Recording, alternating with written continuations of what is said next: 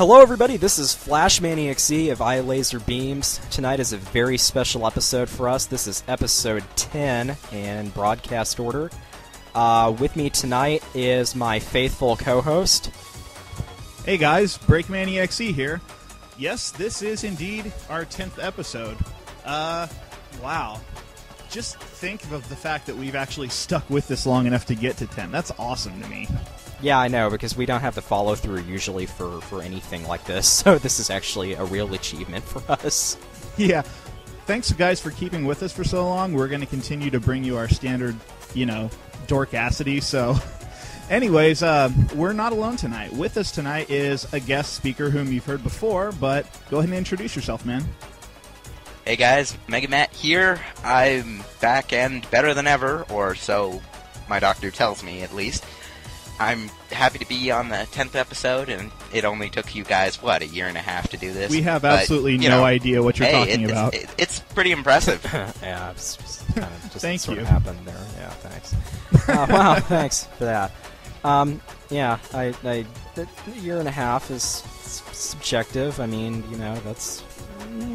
Well, honestly, I do have to say that we would love to do this more often, but to be honest, we have other matters in our lives that we do have to take care of.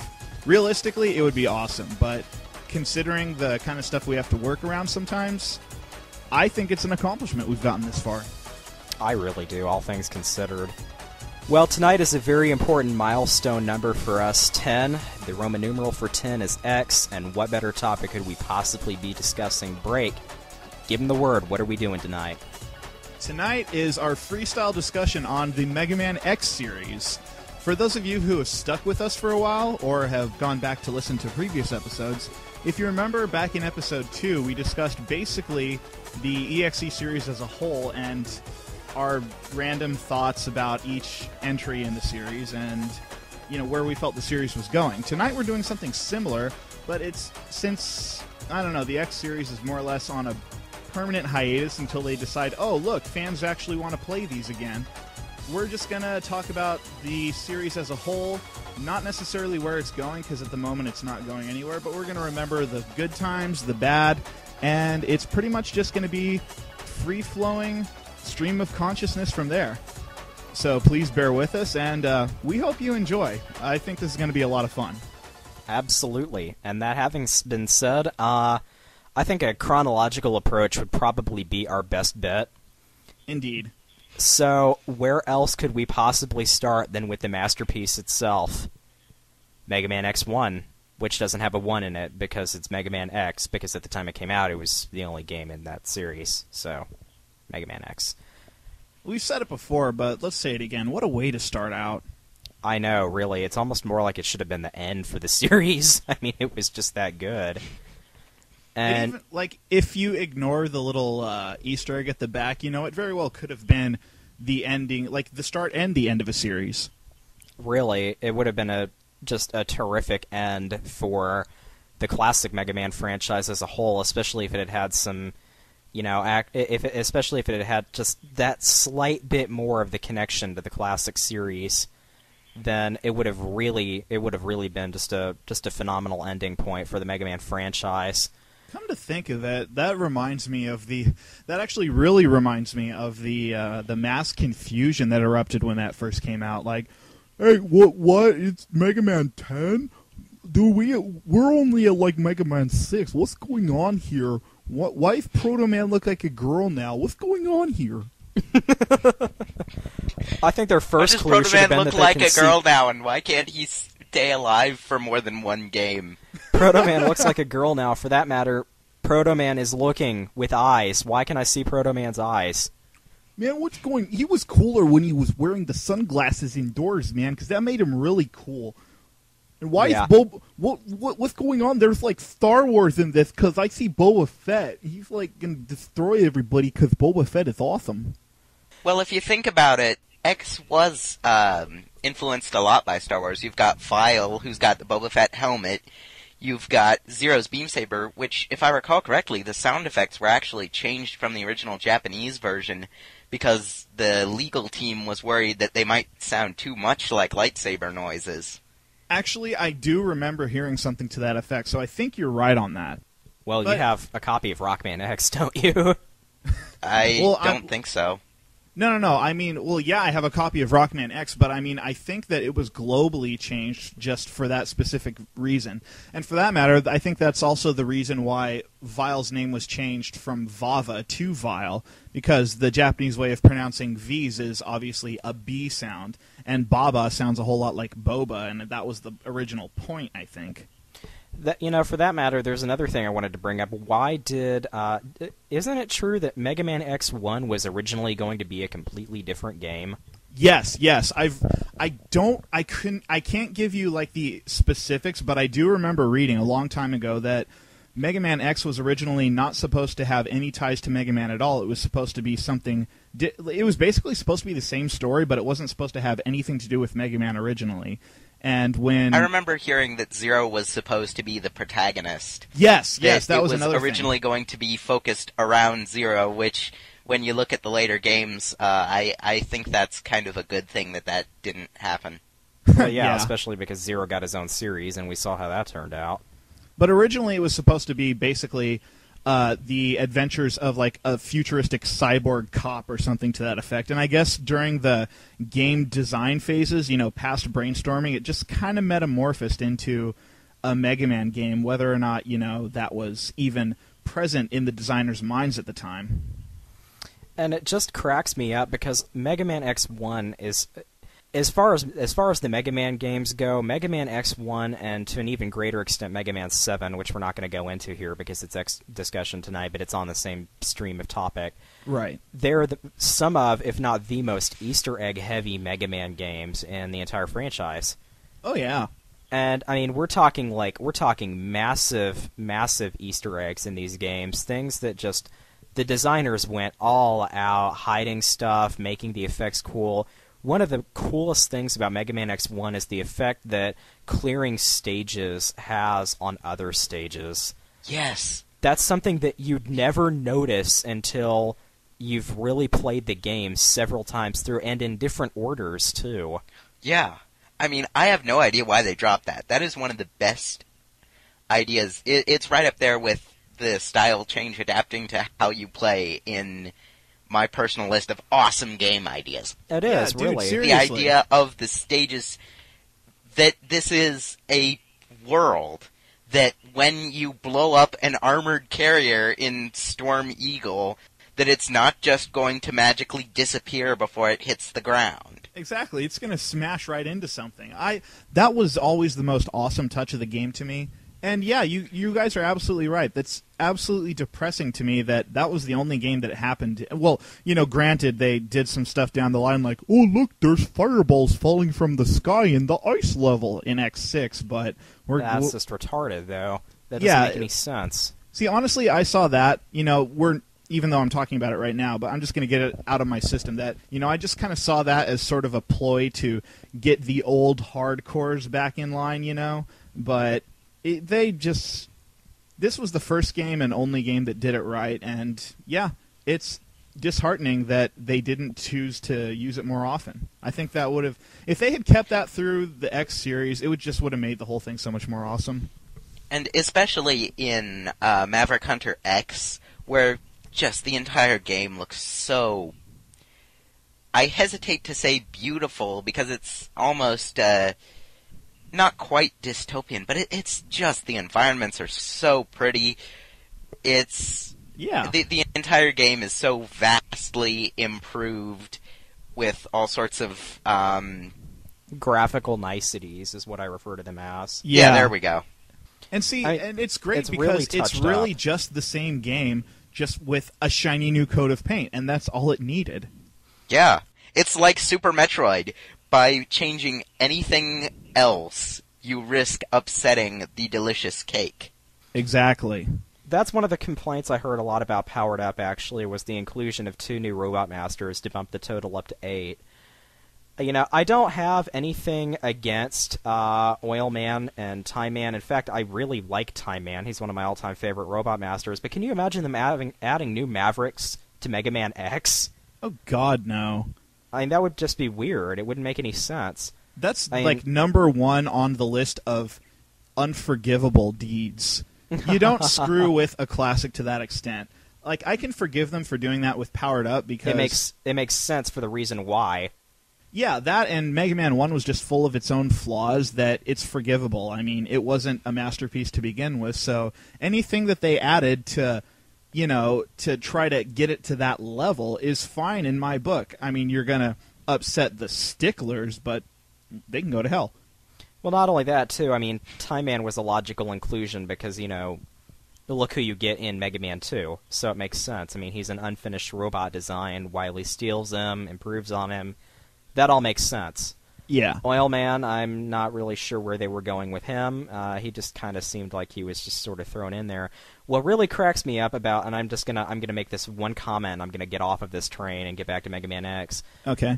The one thing that cracks me up about Mega Man Powered Up more than anything else is I cannot tell you how much whining and complaining I heard about Time Man and Oil Man being put in there. And if Inafune-sama, my lord, had any idea, what they were doing to his beloved baby, not of course that I'm naming names here, but you can figure out who I'm referencing.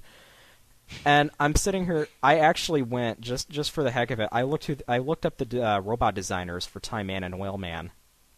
$20,000 says you can't guess who they were. We know this answer, right, Matt? Yep, pretty sure we do, don't we, MegaMatt? Sure. You haven't spent nearly enough time around us. Keiji Inafune designed Time Man and Oil Man and put them in the game himself. Oh, good. That's what I was going to guess anyway. He actually made those characters himself and put them in.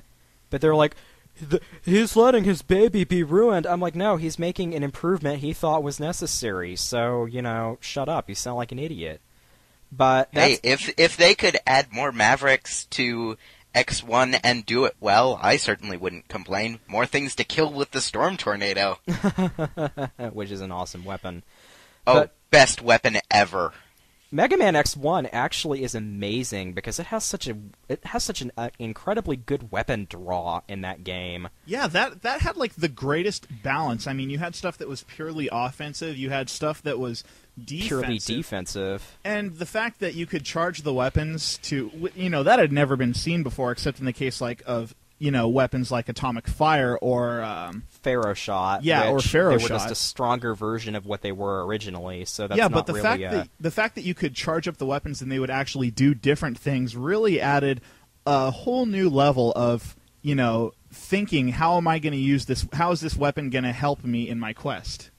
And for example, in like X3, where there are segments where you have to use the charged version of a weapon to figure out a puzzle. Exactly, I'm specifically referencing, I think it's in Volt Catfish's stage. There's a platform that you have to use the charged gravity something. Yeah, anytime you have to charge the gravity hold or the Tri-Thunder.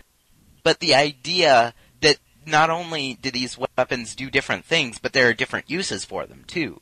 Exactly. Even if they didn't exist in X1, I was always looking for them, and pretty much the charged rolling shield was the only way to get the Hadoken.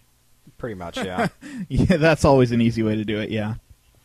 But, then you gotta consider one of the cool things about X1 is, I mean, it didn't suffer from Mega Man 3 syndrome in that you had this one, or in even Mega Man 2 is an even better example of this, where the one weapon is the one that completely annihilates the final boss, and you got to figure out which one it is. And it's not like that in Mega Man X1 because, I mean, it's like, yeah, well, you can try to hit Sigma with the Hadoken, etc. Most of the special weapons will hit him and do such negligible damage that you basically end up, it's like even charged buster shots don't make that much of a difference against Sigma. And I mean that's how it goes. We must be thinking of two different games, because the one I've been playing, Rolling Shield, is the only way to face Sigma second form. It's the only weapon that does more than one blip of damage, to be specific. Right, and even then it's not super effective in that it does, ridiculous amounts of damage. I mean, the final Sigma boss, let's not mince words here. The final Sigma boss is probably one of the hardest final bosses in Rockman history. Oh, the original, definitely. They they toned him down a lot. Yeah, they borked him quite a bit for Irregular Hunter X. I'm not gonna lie and say they didn't. I mean, Yeah. I've beaten Irregular Hunter X on hard with X, and I still can't beat the original. And I'm like, well, what's going on here? I should be better than this. Yeah, it really kind of is a rude slap in the face. Yeah, but I have only beaten, and I am both ashamed and proud to say that I have only beaten Final Sigma in X1 once, and Wow. that was just, yeah. And then I sit down, break comes down. He's like, "Oh, I'm gonna play some Mega Man X1. Watch me." I'm like, "Okay." He beats it in like 33 minutes. I'm sitting there going, "Wow." I just watched him play, and after a while, I'm like, "You just keep playing. I'm gonna go get some popcorn. I'll be back in a few minutes." It was great. It felt like I was watching a show. It was wonderful.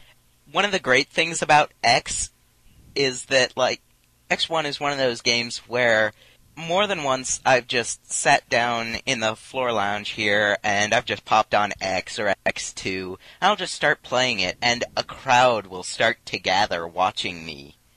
And X is a therapeutic game. And when you've got like 4 or 5 people watching you, cheering you on, playing some obscure band you've never heard of, but one that rocks in the background, you're staying up late at night right before finals, you know, kind of a last dinner, if you will. I mean, it's so awesome.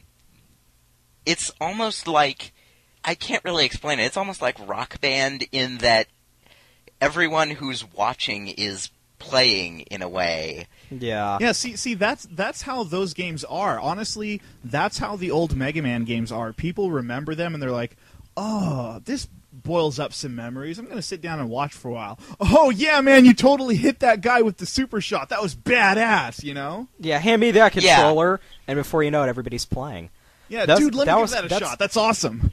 That's partially due to the magic of nostalgia, but most of it really can just be attributed to the fact that, and I know I'm just wheel out the wheelchair and the electric blanket for me saying this, they really don't make video games like they used to. No, they don't, because honestly, that's like seriously one of the best entries in the series.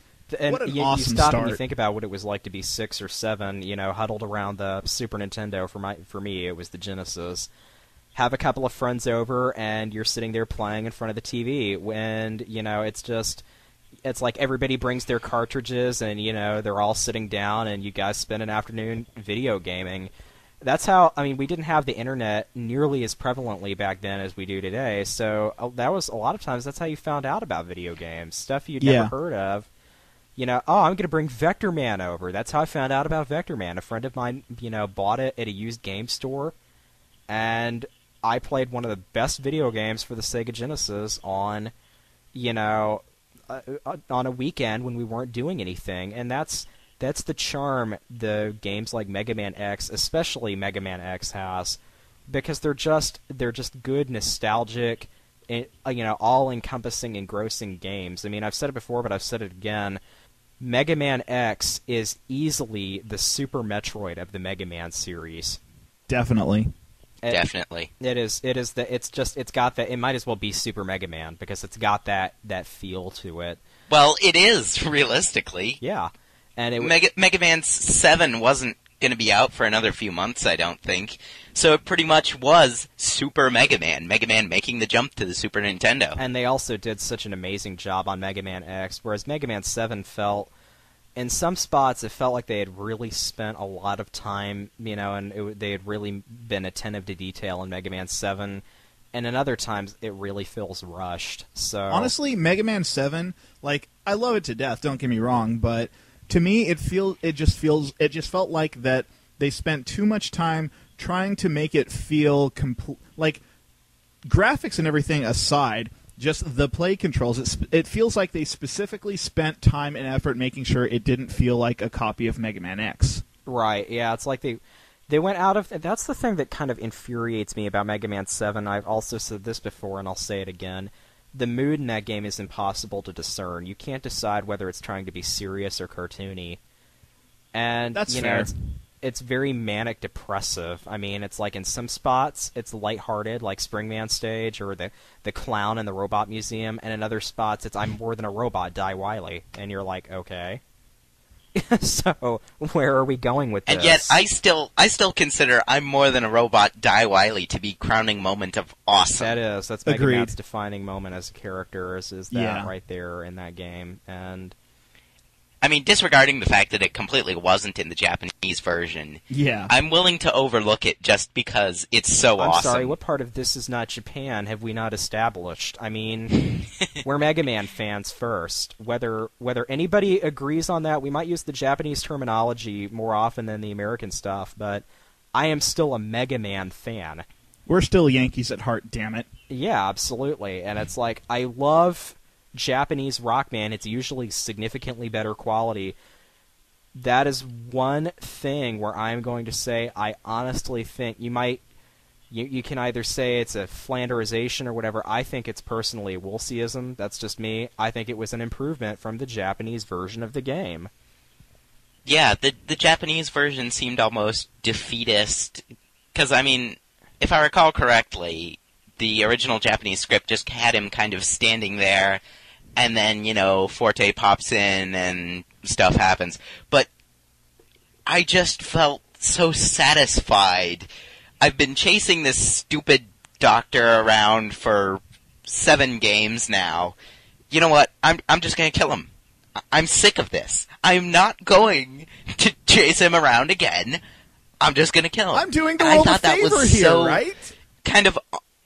If it had come out before X, I would have said it was almost foreshadowing it, and I suppose since it comes before, it kind of is. The way that he's kind of overcome his programming, I just thought it was such a neat development for the character. Which would make a perfect transition in cue to Dr. Light wanting to steal X away, because if he started to see that sort of thing forming in Mega Man... Yeah, that's a good point. I mean, how do you think Dr. Light came up with the programming for a sentient robot? Okay, he probably saw... I don't always... He probably just got drunk and bashed his head on the keyboard and got lucky. We're not going the Bob and George route here, damn it. Too late. While I am an excellent programmer while sober, I am a master programmer while tanked. But, that aside, I mean, Dr. Light probably started seeing those kinds of traits developing in Mega Man and said, especially because I think Mega Man is brutally honest, if nothing else. I can imagine him coming home feeling grieved about what he potentially did, and talking to Dr. Light and saying, I almost killed Wily today. How was work, Mega Man? It was terrible. I almost killed my arch nemesis today, Dad. Ha ha ha ha. Oh my God, he's gone completely insane. I'm going to have to steal him away. Here, have some cyanide and cookies and shuffle off to bed. Exactly. You said that Rush... I say a lot of things, Mega Man. But that aside, I mean, you can see that actually making sense in the plot line, and it's a good improvement. And so Mega Man X taken into play, now here you are, 30 to 100 years later into the future, we don't really know, and all of a sudden, stuff is really making sense now. It's like, oh, so that's where everything went. Yeah. And we still don't know the terms. We still don't understand exactly why everything that was right is wrong again. But you just I think that almost makes it better. Yeah, if they had explained it, it would have taken all of the charm away.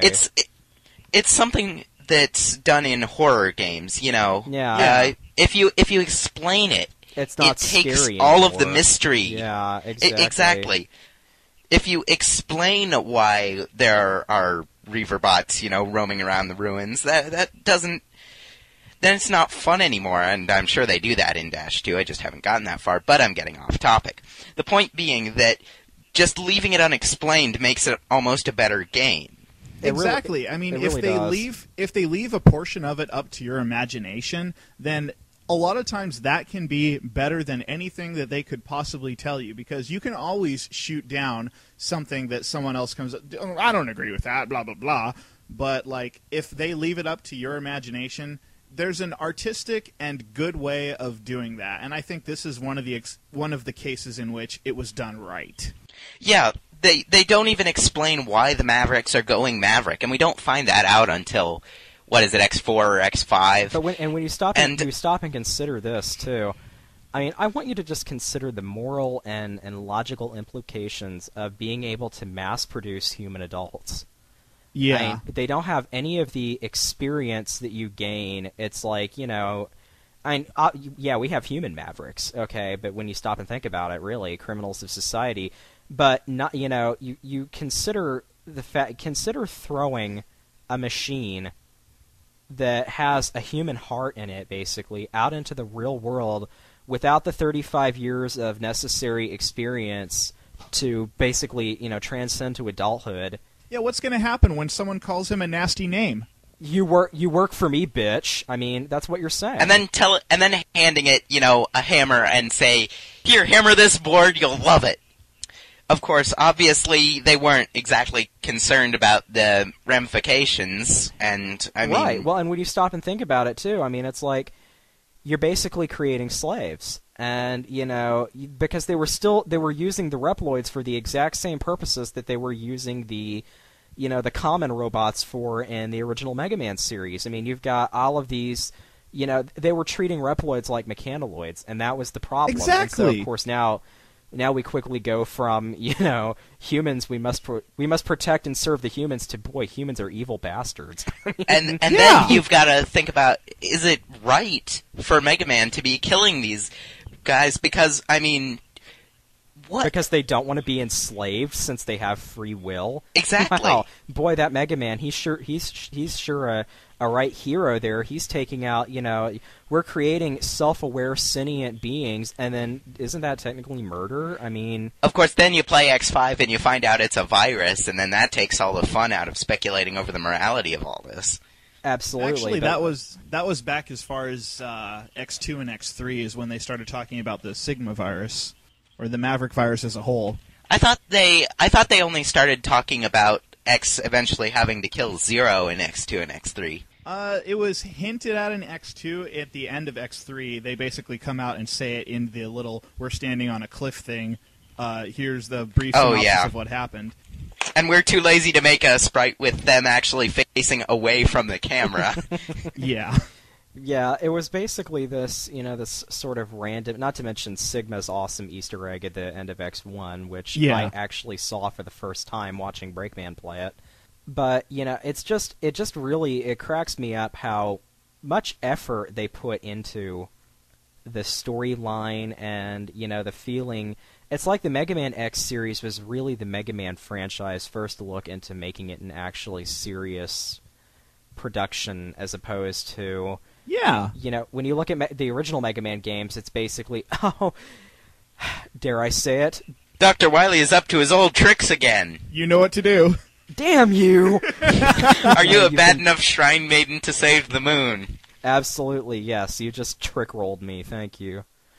But that's basically it. Dr. Wily's up to his wacky old shenanigans again. Let's hop on our dog and fight for everlasting muffins. I mean, there's no sense of seriousness to it. It's just, alright, it's a new Mega Man game. Let's play it, guys. Let's play this sucker.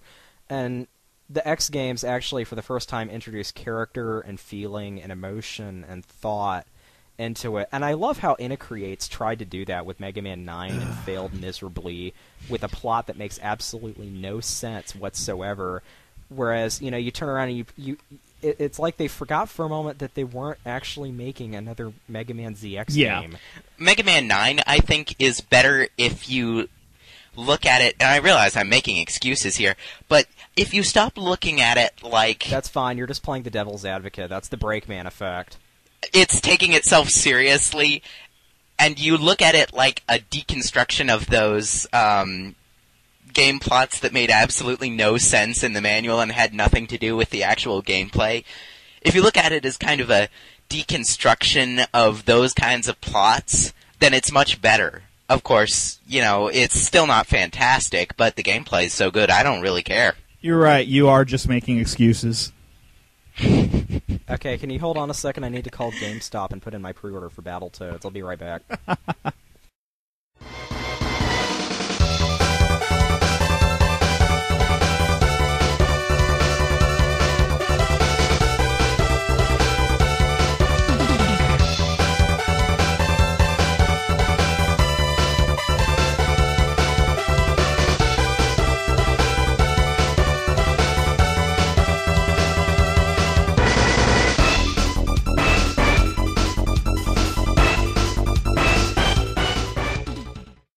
And that having been said, let's move on to X2. All right. Yeah, here we are. X2 has one of the most evil armor systems ever, with the stupid chips. I hate the stupid chips. That's X3. I will take an armor chip and eat it. You're thinking of X3 MegaMatt. Yeah. Am I? X2 actually has a normal set of armor. We're not quite that far yet. Oh. Yeah, I'll tell you what X2 does have that I hate. Well, we'll get to that in a second. Overdrive Okay. Ostrich? Well, then, moving on to... Yeah, he is in X2, isn't he? Yes, Overdrive Ostrich is in X2. Oh, goody, okay. Sorry, we'll get to... X2 and X3, and then X4 and 5 kind of blend together for me. That's kind of fair. So we move forward to X2 in the series, okay, and we've just come off of this intense high with X1, and we're ready to. I mean, we're like, we're mourning the death of our fallen comrade while marching forward Seriously. to a bright and awesome new future, zero death count number 1, and we're thinking, I mean, this game is gonna kick ass, and It's we like, put it whoa, in. And it's X2, like, it's going on. How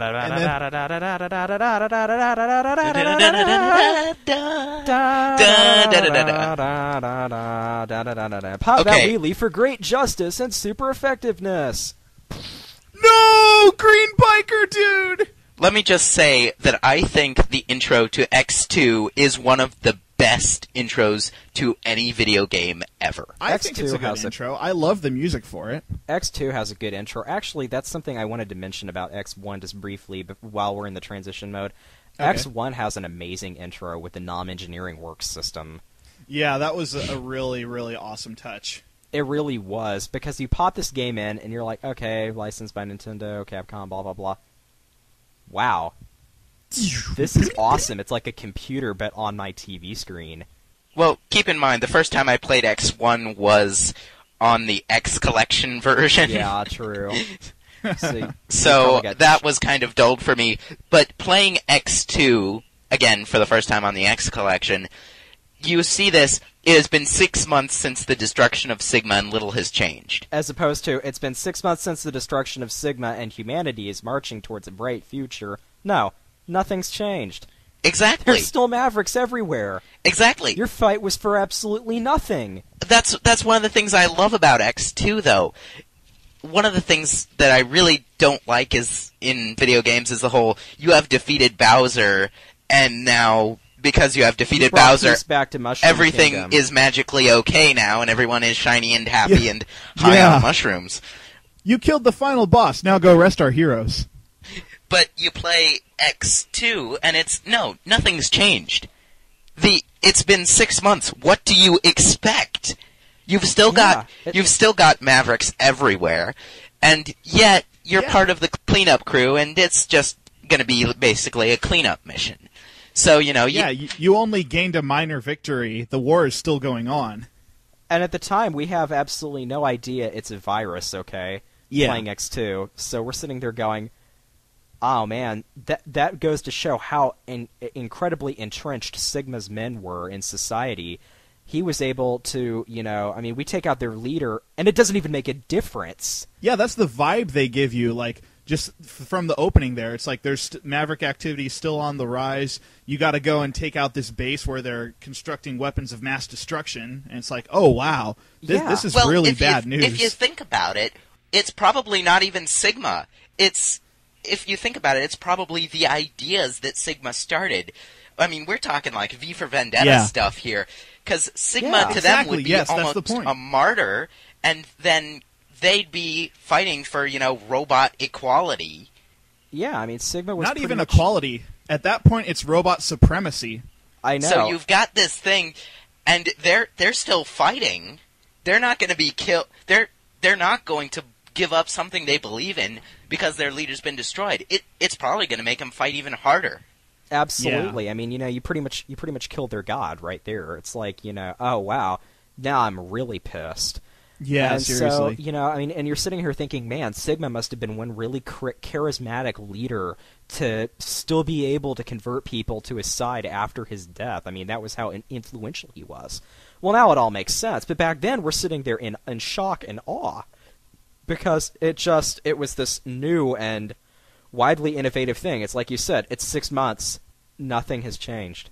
You've been fighting, and you haven't even put a dent in the Mavericks. And you're sitting there, and now you're down 0, and it's just X. And you don't really have a feel for the Maverick hunters then either. I mean, you just know that it's basically, at the time, you just kind of feel like it's just X and a couple of, random, buddies that showed up to the party, and, like, the infamous green biker dude. One of my favorite things about X2's intro is that X is, just... It's this feeling, not quite that it's you against the world, but almost like... I can't really explain it, that you've been doing all this and nothing has changed. You've got a factory full of Mavericks and weapons of mass destruction ahead of you. It's 108 miles to Chicago. It's dark and you're wearing sunglasses. Let's do this. That's pretty much and then, you drive in on your ride chaser and you scream Leroy Jenkins. And your partner dies. At the time, first time I saw that, I was just like, I thought to myself that was just a really nice touch. That kind of helps cement the idea that this, there are plenty of casualties. Things are still bad. Yeah. It's not like a Saturday morning cartoon. Things are getting even worse. It's not like a Saturday morning cartoon where, you have the guy, the other guy, the snarky guy, the techie guy, the geeky guy, the cute guy, the girl, and the other guy, and they're the team the entire show until, inevitably one of them betrays somebody or whatever. It's not like that. In Mega Man X, I mean, there are always casualties on every side. And like I said, you really don't have this feeling for the Maverick Hunters yet by the time X2 rolls around, so you're sitting there going, okay, it's pretty much, X is almost like this renegade. And it's just got this amazing sort of, feel to it that you're sitting here going, wow, I mean, this could be a Tom Clancy novel, but in video game format. It's incredibly well done. And so you go through, you play X2, and, the gameplay pretty much feels the same at first. Yeah. But that's not a bad thing at all. But there are some spots where it feels kind of watered down, I'll admit.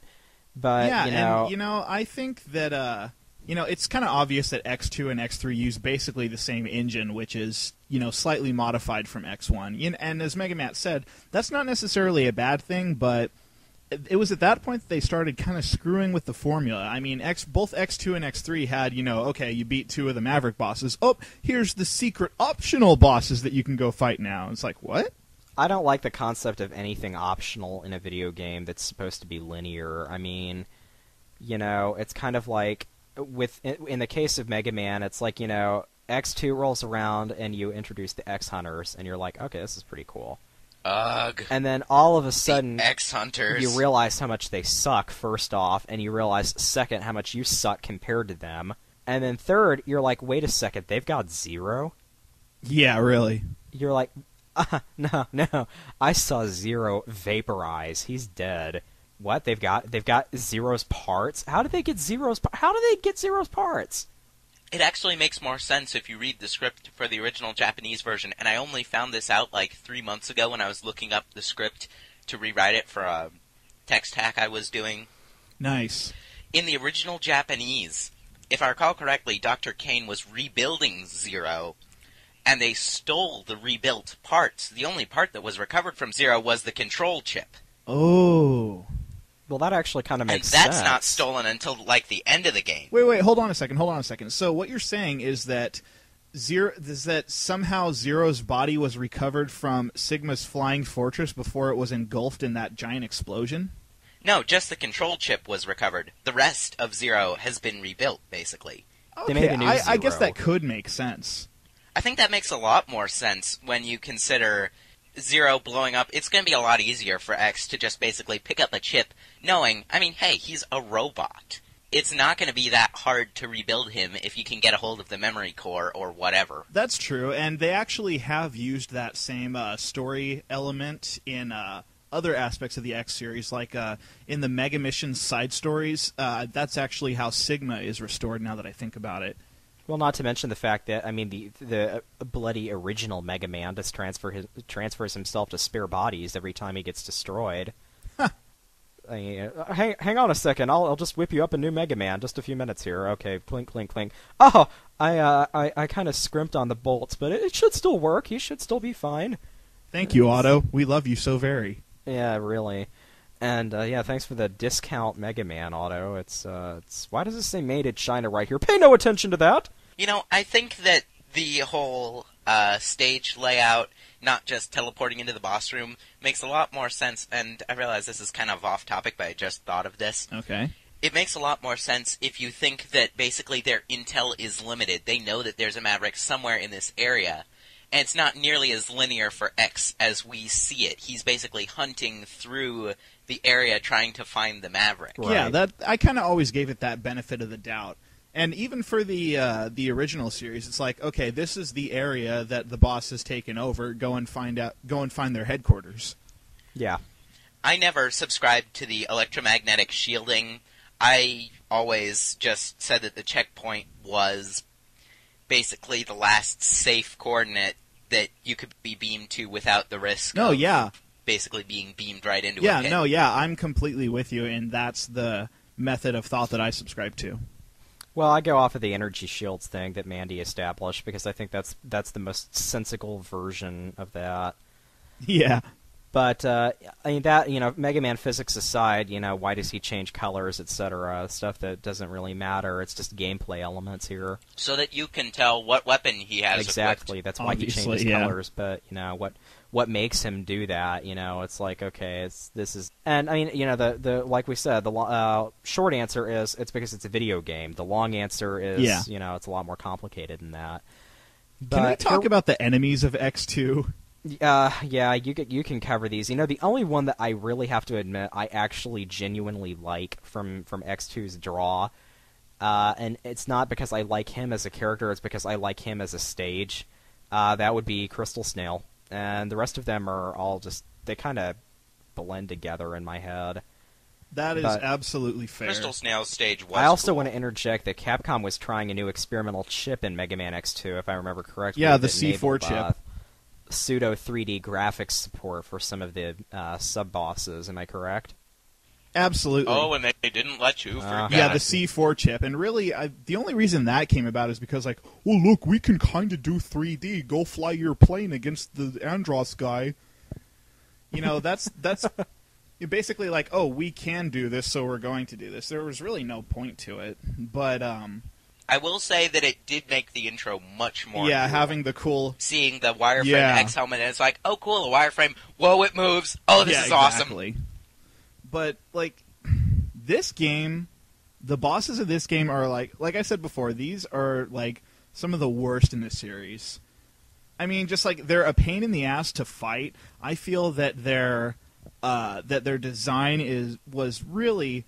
not inspired at all. It just X2 to me more feels like a filler game more than anything else, and unfortunately a lot of it is because of the bosses and the music that goes along with them. I felt like in both of those areas, not enough detail was paid. Any rebuttal?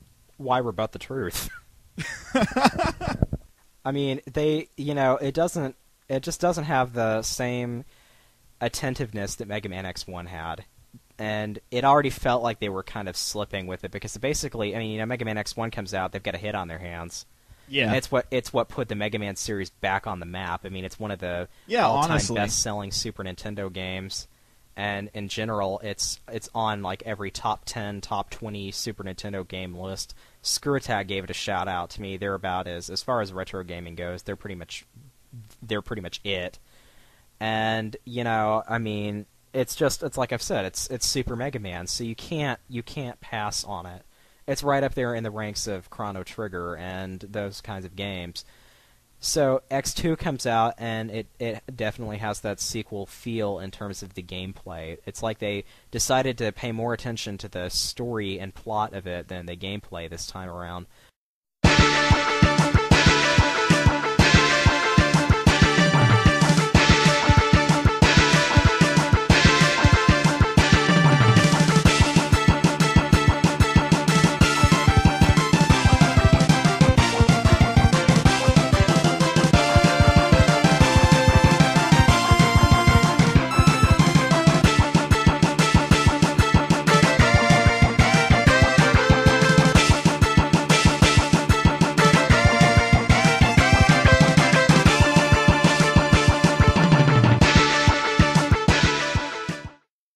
in tradition, as established by Capcom, it's time to squeeze one more game out of a ailing system, disregarding, of course, the fact that they released Rockman and Forte several years later.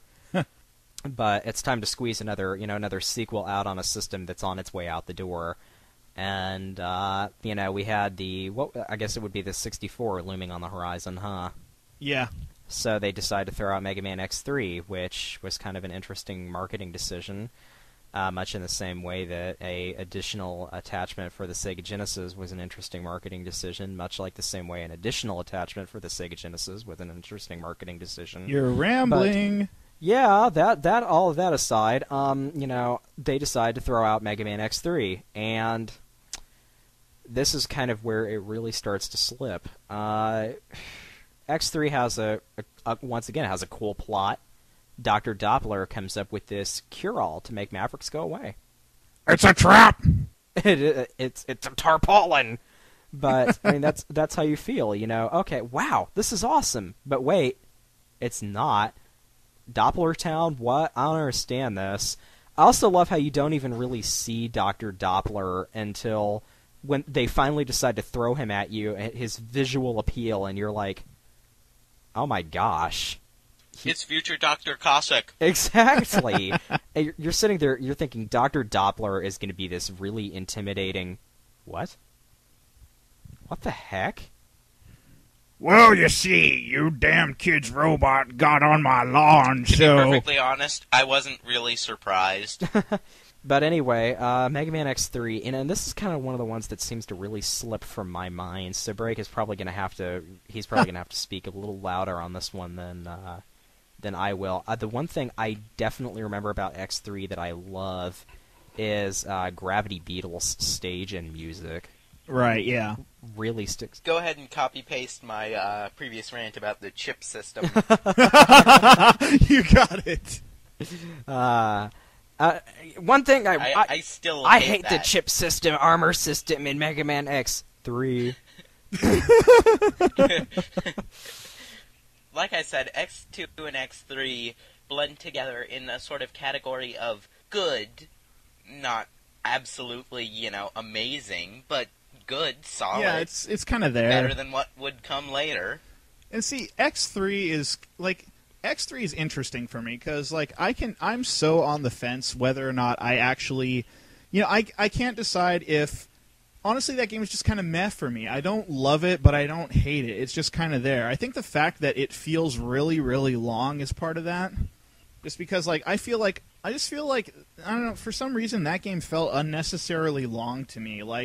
A lot of the heart tanks and sub tanks and even the armor chips and various ride armor upgrades you could get and stuff, those just felt like the stages felt too big in that game. There was a lot of really unnecessary footwork you had to do, and that kind of turned me off on it, honestly.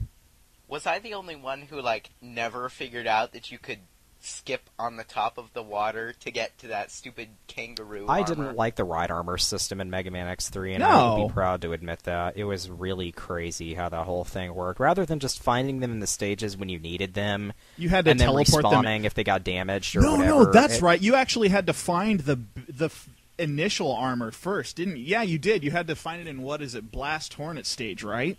Yeah, and here's the really retarded thing. If you Yeah. find one of the other pieces first and try to use it, doesn't matter. It doesn't work. Yeah, serious. You have to get the Chimera armor to start the whole system off. That was and then just all the really other pieces. annoying. I never would have No. figured out how to work the ride armor system if Flashman had Yeah, it was told like, me. what are these stupid platforms? I'm like, oh, those are ride armor generators. Lol, what? Yeah, and then I got an S tank. I think I can fill it up with weapon energy or something. That's pretty much how it worked. God. And really, those things are so freaking pointless, too. I mean, you can, if you really suck at the game, feel free to hop in one and putz around for a while and kind of shoot stuff. But really, all those are there for is just to get you to other items. Let's jump up really high and, blow through this wall here with rockets that only ride armor can get through. Whatever. It just... It felt like it was just there. There are two things that the ride armors are good for, in my opinion. One is getting to the golden armor chip, and 2 is filling up sub-tanks before you have the silk shot, and you can just go to that one place in the water stage and just stand there and basically Dude, let all the again, energy you're come mixing to up you. X2 and X3. One of the Am I things I really really? like about X3 is being able to fight that green robot that looks like Otto in Sting Chameleon stage. That was really awesome. I think he's like Otto X, right? Yeah, totally. What do you mean he's for Mega Man X1? It's okay, MegaMatt. We love you. At least you're not getting so exciting that you yad on us. Precisely. Shut up. But that all of that Sorry, guys. junk and crap and stuff aside, Mega Man X3 just kind of seemed, like Break said, it seems a little too long and it seems a little too unruly. And in general, it was just kind of like, oh man, my hang-up with X3 really is the introduction of Zero as a playable character. That's your hang-up? What do you mean? I hated the way they executed it. It was a brilliant idea. Being able to get, like, let me put it to you this way, okay? Bring Zero in and you kill him in a stage because you trip and fall off a ledge in your wind-up shoe. Yeah. Okay. Or Zero dies. What would make sense to me is if you couldn't use him again the rest of the stage, but then, he gets fixed, and then, he's like, oh man, I took too much damage, I gotta go back to the base and, and rest on my laurels for a while, but I'll see you next stage. That would make sense. Yeah, okay, I see exactly where you're coming from, and I agree. No, Zero falls off a cliff and dies. The fact that Zero can, only... If Zero dies at this one specific point... It's actually relevant. Then you get his beam saber. Yeah. And it's only if you do it in this one specific way. Now, granted, the mini-boss is pretty easy with Zero, but if it hadn't been for game FAQs, I never would have figured that out. And I'm going to be completely honest with you. X3... I'm going to be completely honest with you when I say this. In a serious run of X3, I never even touch Zero. I never even bring him in. Yeah. Because he's essentially completely useless. Too awesome to use. And, he's there, it's like, he's not even good as a spare health meter or life. Yeah, Zero is just there for bells and whistles. It's like, oh, look, Zero's back. See, they're actually doing stuff together now because they're, partners and crap. But, he is generally altogether way too useless in X3. I mean, it's kind of cute, it's kind of nice, but it's really not important because he can't pick up any of, the tanks and stuff. Well, he's just not practical to take through a stage because even if you want to take him through the stage, you can't take him all the way through. You can't fight any of the bosses as him, and he's pretty much just there until, like MegaMatt said, you kill him off in one of the fortress stages so that X can get the Z-Saber. And X3 is a game that you really need a guide or someone who has played it before to help you out, because until the third Doppler stage, I didn't even know how to summon Zero. I just thought the call me if you need me thing in the intro stage was just like dialogue. I didn't know that you could pan over to Actually call him if you needed him. I was tracking down passwords on Mega Man homepage to revert because I didn't know what I was doing with the armor chip system, and I got one of the chips early. Well, it's like I said, he's such a useless gameplay element. It's like Breakman said, he's there strictly for bells and whistles. Having Zero in a game is a cool idea, but if you're that's actually something that I would have liked to have seen in the future games, and they really didn't establish that and make it a useful gameplay element until X7 and X8, the ability to switch from character to character. Yes, thank you. Because, and to kind of skip forward in time, X5 and X6 even, we were given the impression, when they were announced that, oh, you can play as either X or Zero.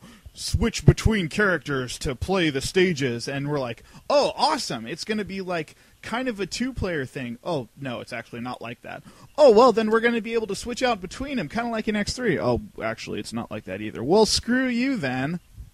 It's basically this logic, and I think Mandy said it best when she said, here, hold my saber, I'll just hang out here until you're done. Yeah, really. It's basically, that's it. They have a community sword, and they can't go traveling together because I guess Zero can't shoot a gun. I mean, how retarded is that? And, But even then, you play X3 and you remember that the Z-Saber is his charged buster. Exactly. And it's like, oh, we just kind of forgot about that. It just sort of kind of amalgamated into a sub-weapon.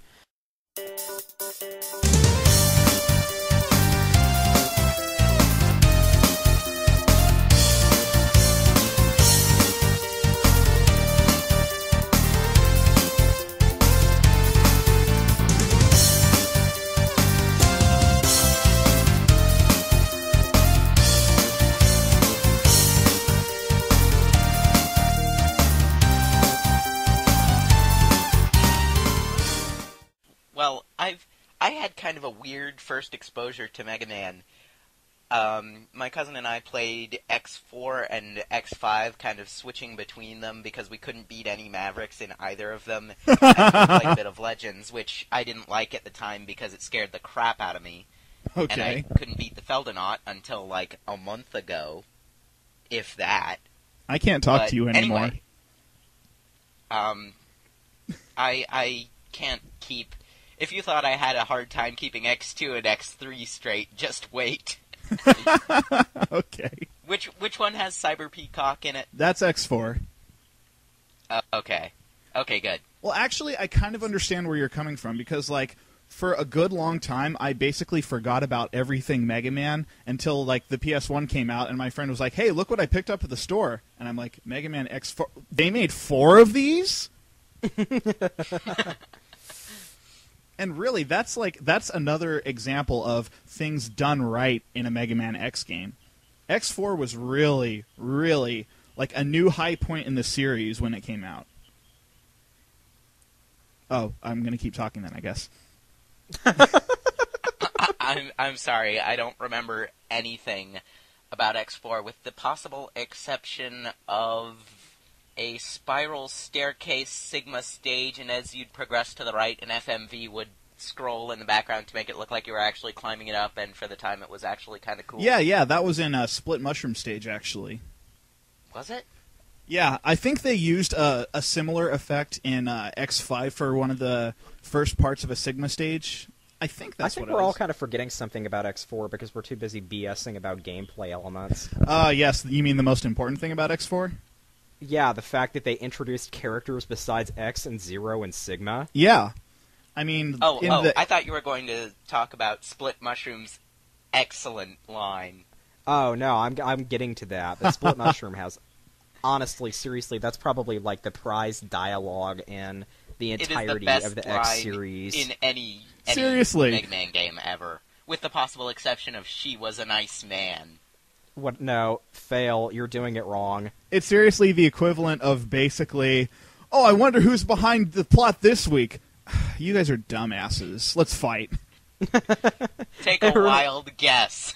It really is. I mean, and for the Mega Man series, that's pretty much it right there. So, Split Mushroom, you want to tell me who's pulling this kind of crap, huh? Why does X sound like Zero?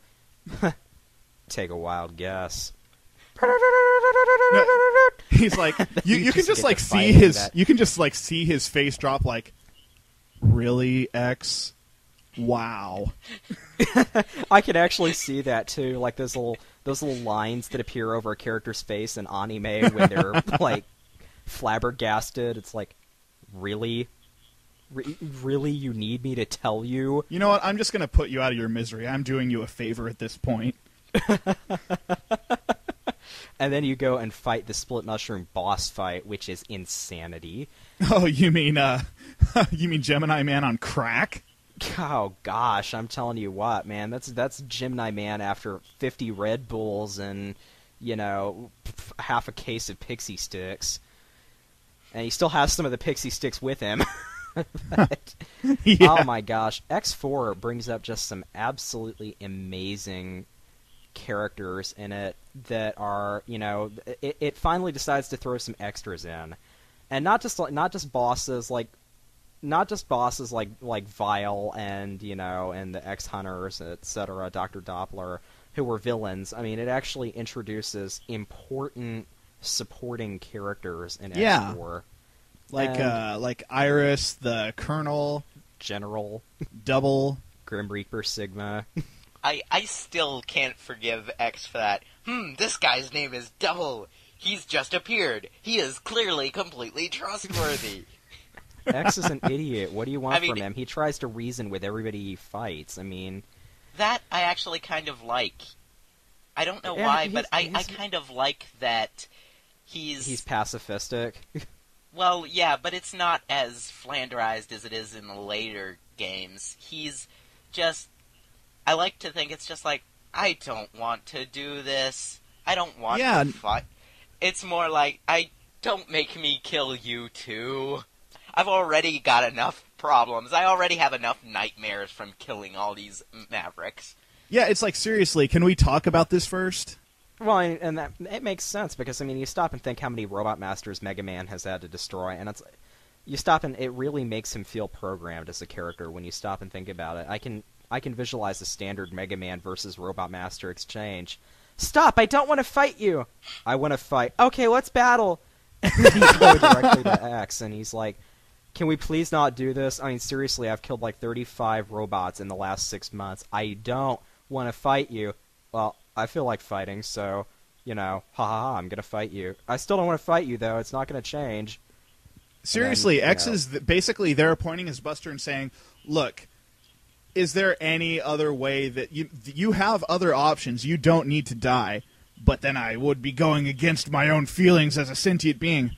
Fine. It's like, dang it. When are one of these guys just going to concede and come along quietly? I mean, I've got this pair of stasis cuffs that the Maverick Hunters issued me. I've never even taken them out of the shrink wrap. I brought tea this time. What more do you want? But, you know, it just cracks me up, and it's like the X4 really throws some interesting plot curves into the series. Yeah. With the Repliforce and Zero's backstory, and he is my motivation in life. I mean, that was Zero's half of the story is really awesome when it comes to more establishing what this world is actually about. Speaking of which, have you heard the redub of that scene break? Yeah, I have. That's actually really surprising. I know. Isn't it incredible how well that was done, too? Yeah. Better delivery saved that scene. I mean, the translation is god-awful. But the better delivery makes it almost... It makes it acceptable. Yeah, exactly. Yeah. Good delivery can save a bad script. It's such a heart-wrenching scene, too, when you stop and think about it. I mean, and the terrible dubbing ruined it initially. It's like, that's supposed to be like a big moment, and the awful dub just destroyed it. I should have been the one to fill your dark soul with love. Oh, sorry, wrong Capcom game. All my love, all my anger, all my oh wait, sorry, wrong trope there. But yeah, I mean, that's how you feel, you know? It's like, Zero just had to kill his girlfriend. I mean, God, really? It's like, how sad can you get? I don't know. I thought it was sad when I saw it the first time, and it's a wrenching scene. No, but see, I agree. And then I unmuted the volume, time, and I'm like, oh my gosh. But see, like, even at the time, like, I was like, yeah, oh my God, like, this just happened, and even the dialogue leading up to the fight is just like, oh wow, what happened? What went wrong? And then, like, but, you know, even at the time, I'm like, wow, that was some really terrible voice acting. It could have been so much more powerful, I mean, like we said, with proper delivery. Why must we fight? We are not enemies. Shut up. That's how you feel. Even though Zero's time to get serious. He doesn't turn emo. No. Zero doesn't pull a shadow over his beloved Maria. I mean, because you know, X is emo enough for both of them, like twice over. Oh man. At least by the end of the series, he is. Yeah. Actually, no. By the end of the series, X gets progressively better. I mean, look at X and X8 is amazing. He's come a long way. X and X8, Sorry, yeah, but even I've only ever been able to play the PC version of X8, which is just unplayable. X in X8 like redeems himself a lot, but even in X7, he's just take X7 his pacifistic. Retarded, but we're gonna get to that. Let's move on. Okay, I'll save this for later. X4, just to wrap it up. Yeah, I mean, the noteworthy thing that I would like to say about X4 is that, like, they did what X3 was trying to do, and they did it right, and is the fact that they introduced both X and Zero as fully playable characters. Granted, you couldn't switch back and forth between them, but the fact that they set each character apart, as far as their play style and even the weapons that they get, that was like really the most awesome touch in that game. Not to mention you start the game off with both of them. Yeah. And you're not having to like reassemble one or drag the other out of hiding like Yeah. we did in later games. God, I know, yeah. But X4 did a lot of things right, did a lot of things wrong, but it did a lot of things right. My one complaint with X4 is that it recycled an engine, and I'm not a big fan of that, I have to admit. Because recycling Mega Man 8's engine just felt bulky and clunky to me playing that game. Here's the thing that I have to say to rebut that, though. I feel that X4 is a more solid-feeling engine than Mega Man 8. Throw stones at me if you want, but overall, Mega Man 8, a lot of times, I can't get a bead on, I really thought I had that jump. I really thought I had that down. Or, why wasn't the enemy hit by that? Oh, it's because, the way that they put together his sprites made it so that my shot went through his arm that was in the background. What the hell? Stuff like that. But on the other hand, playing as Zero, I mean, you have standard Capcom syndrome of doesn't matter what button you press with Zero, it's going to misfire and you're going to end up flinging your sword halfway across the room. I mean, I hate walking forward and automatically executing attacks and going, all I did was try to dash and walk at the same time. What did I do? I'm sorry, I didn't want to do that. Dude, you're pulling a MegaMatt. You're mixing X5 and X6 and calling it X4. God, what is with you guys? I know exactly what I'm doing here. Shut up. Okay. I do, really. I don't think I ever actually played as Zero because I played as X and X4 I'm not gonna lie. I played Command Mission before I actually played X4 on my more recent run, and you look at Zero's final strike and it's like up, down, left, right, BA start to move forward a step in preparation for your attack, and I'm like, I don't think I'm gonna play as Zero. Okay, thanks. No, honestly, that is Zero's moves to the extreme and to the biggest amount of crap. In X4, they try, they have certain button combos you have to do, but they keep it relatively simple. I mean, in order to do a special move, you basically use the triangle button instead of the square button, and it's either hold up and triangle, down and triangle, stuff like that. It's generally not as terrible. I'm terrible at special moves. I can pull off the Hadouken maybe 1 out of every 4 tries, and the Shoryuken... I don't even get that. I've got it down to about 1 in 3. I don't even get the Hadouken when I play Mega Man X1, because it's okay, I mean, I've got it. I get it just for the... I get it for just completion. So I can one-shot first form Sigma. Or more accurately, Sigma's dog. I get it for completion, but... I usually do something stupid and trip and fall on my face right when I'm getting ready to fight Sigma, and then execute the rest of the pattern beautifully. But it's you lost 1 energy, so you can't do the Hadouken, and it's this is really stupid. But see, that's what I mean. It doesn't require lightning quick button movement combinations in order to pull them off. It's just hold a button, push another button. It's generally as complicated as it gets at that point.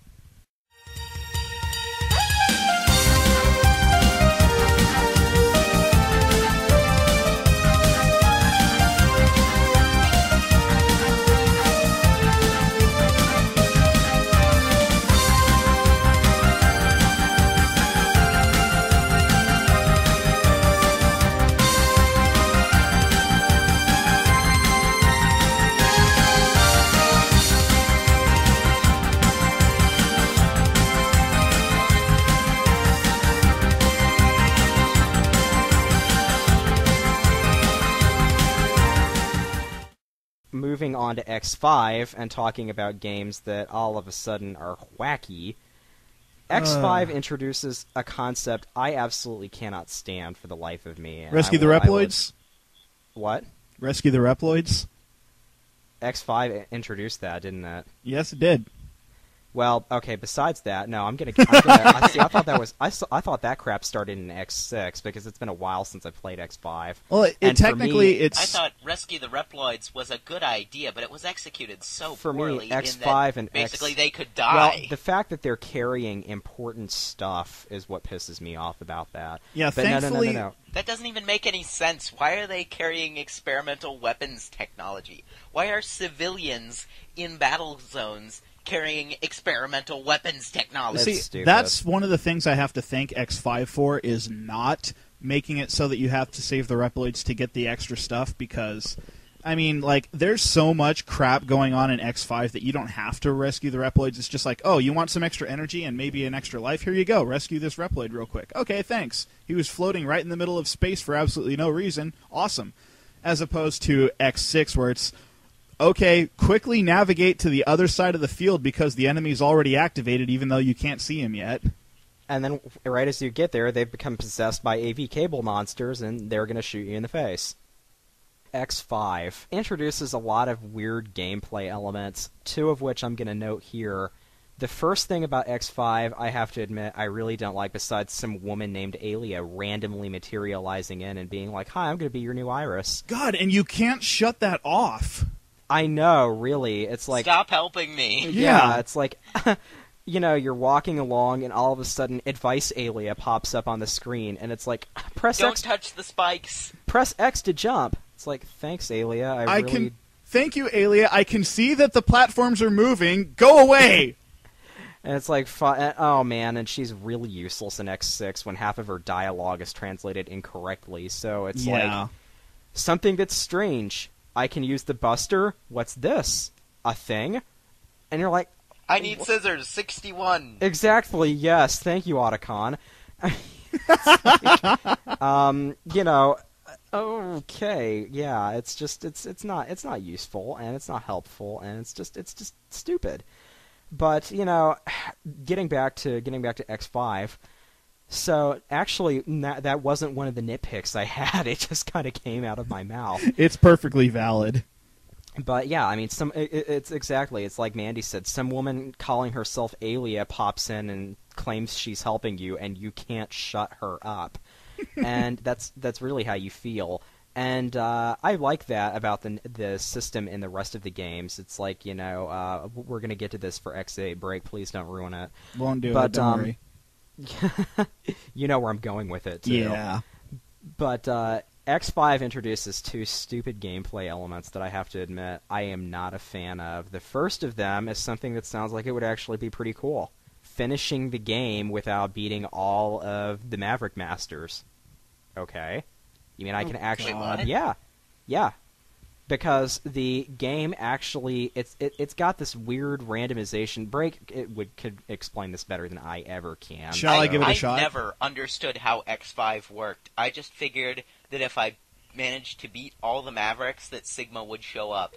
X5, And it's like... it still works that way. What is this menu screen?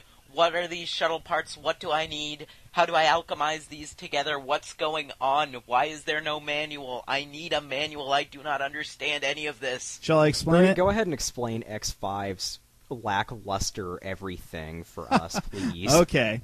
The thing about Mega Man X5 is that, like, even though it opens with, you know, your traditional intro stage, regardless of which hunter you choose, the really weird gameplay element about X5 is that Flash is right. You actually can get to Sigma without fighting any of the Maverick bosses in that game, which is just absolutely ludicrous and suicidal to boot. Because, like, once you pass the intro stage and they're like, oh, there are viruses everywhere, we gotta build the cannon to destroy the space station thing. Like, you don't have to fight any of the Maverick bosses. You can just go to... There's like a little option that lets you go ahead and fire the cannon early. Nothing will happen. It'll do absolutely no damage because you haven't fought any of the Mavericks to get the parts for the cannon, but you can do it. And then immediately after that, when they're like, oh, well, we're going to have to try to fly a space shuttle into it to get it to be destroyed, you can send that thing off early. And, you know, you will get the bad ending for doing that because it'll also do 0 damage. But, yeah, you can unlock the Sigma stages early doing that. But it is absolutely suicidal, because at that point you don't have any heart tanks, sub-tanks. You got nothing. So then what happens if you beat all the Maverick bosses and fire your laser at the space station? What happens then? Well, There's a chance it'll still miss. Well, there's a chance. No, it'll always hit, but the chances of you... Like, I've actually fought all 4 Mavericks and fired the laser, and it has been destroyed instantly. And then the Sigma stage is opened up, and I still didn't go to it until I was done with the rest of the Mavericks. Yeah, exactly. Because why go in So- unarmed? You're just retarded if you do that. Exactly. So after you destroy the space colony arc, or what have you, then Exactly. like you're off the timer, and you can just kill Mavericks? Exactly. But actually, the best thing to do in that game is... Because the extra parts that you can get in this game, it's really retarded, because, like... After you beat like if you just go through and you beat bosses one after the other, then by the time you get to the 3rd Maverick, then you can start saying, "Oh, I want a life increase option," and then you can start getting the additional parts like Jumper or what is it, like Max Buster, whatever the hell they called those. You know, those parts? Yeah. That's how you get Yeah. those. And the best way to actually go about this game is to go into a stage and, like, kill yourself off and go back to the stage select so that you have intentionally lost a day. And you basically want to do that until you have just enough days left on the timer to be able to go through all the Maverick stages plus the 2 additional Dynamo fights, just so that you actually can get all of the upgrades that you want for whichever character you plan on going through the game with. It's really ludicrous. Wait, so like you get better stuff if you kill... Basically, if you do it at the last possible second? Basically, yeah, you kind of have to... You know how they give you, like, what is it, like 14 hours left on the timer or whatever to get through the game, right? And going through a stage takes off one of the hours of the timer. It also takes off an hour if you kill yourself off and have to go back to the stage select.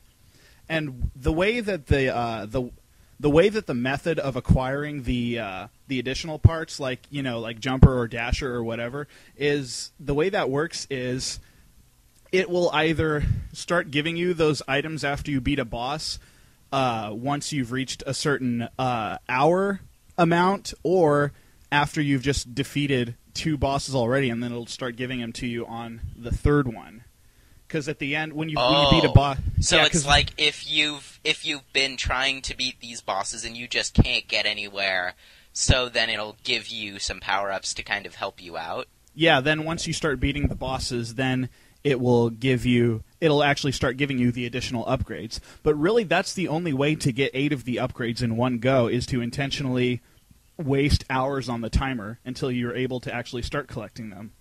Otherwise... Okay, so basically what you're saying is that if you screw it up enough times, then Melinda will let Chip advance to the next level of her clubhouse? I have no idea what you just said, but yeah, let's go with that. Okay.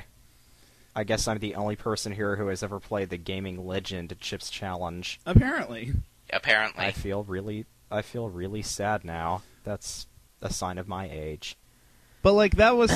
I can understand why they started the whole Rescue the Reploids, give you the upgrades thing, just because that was a really insane way to have to go about getting all the additional enhancements.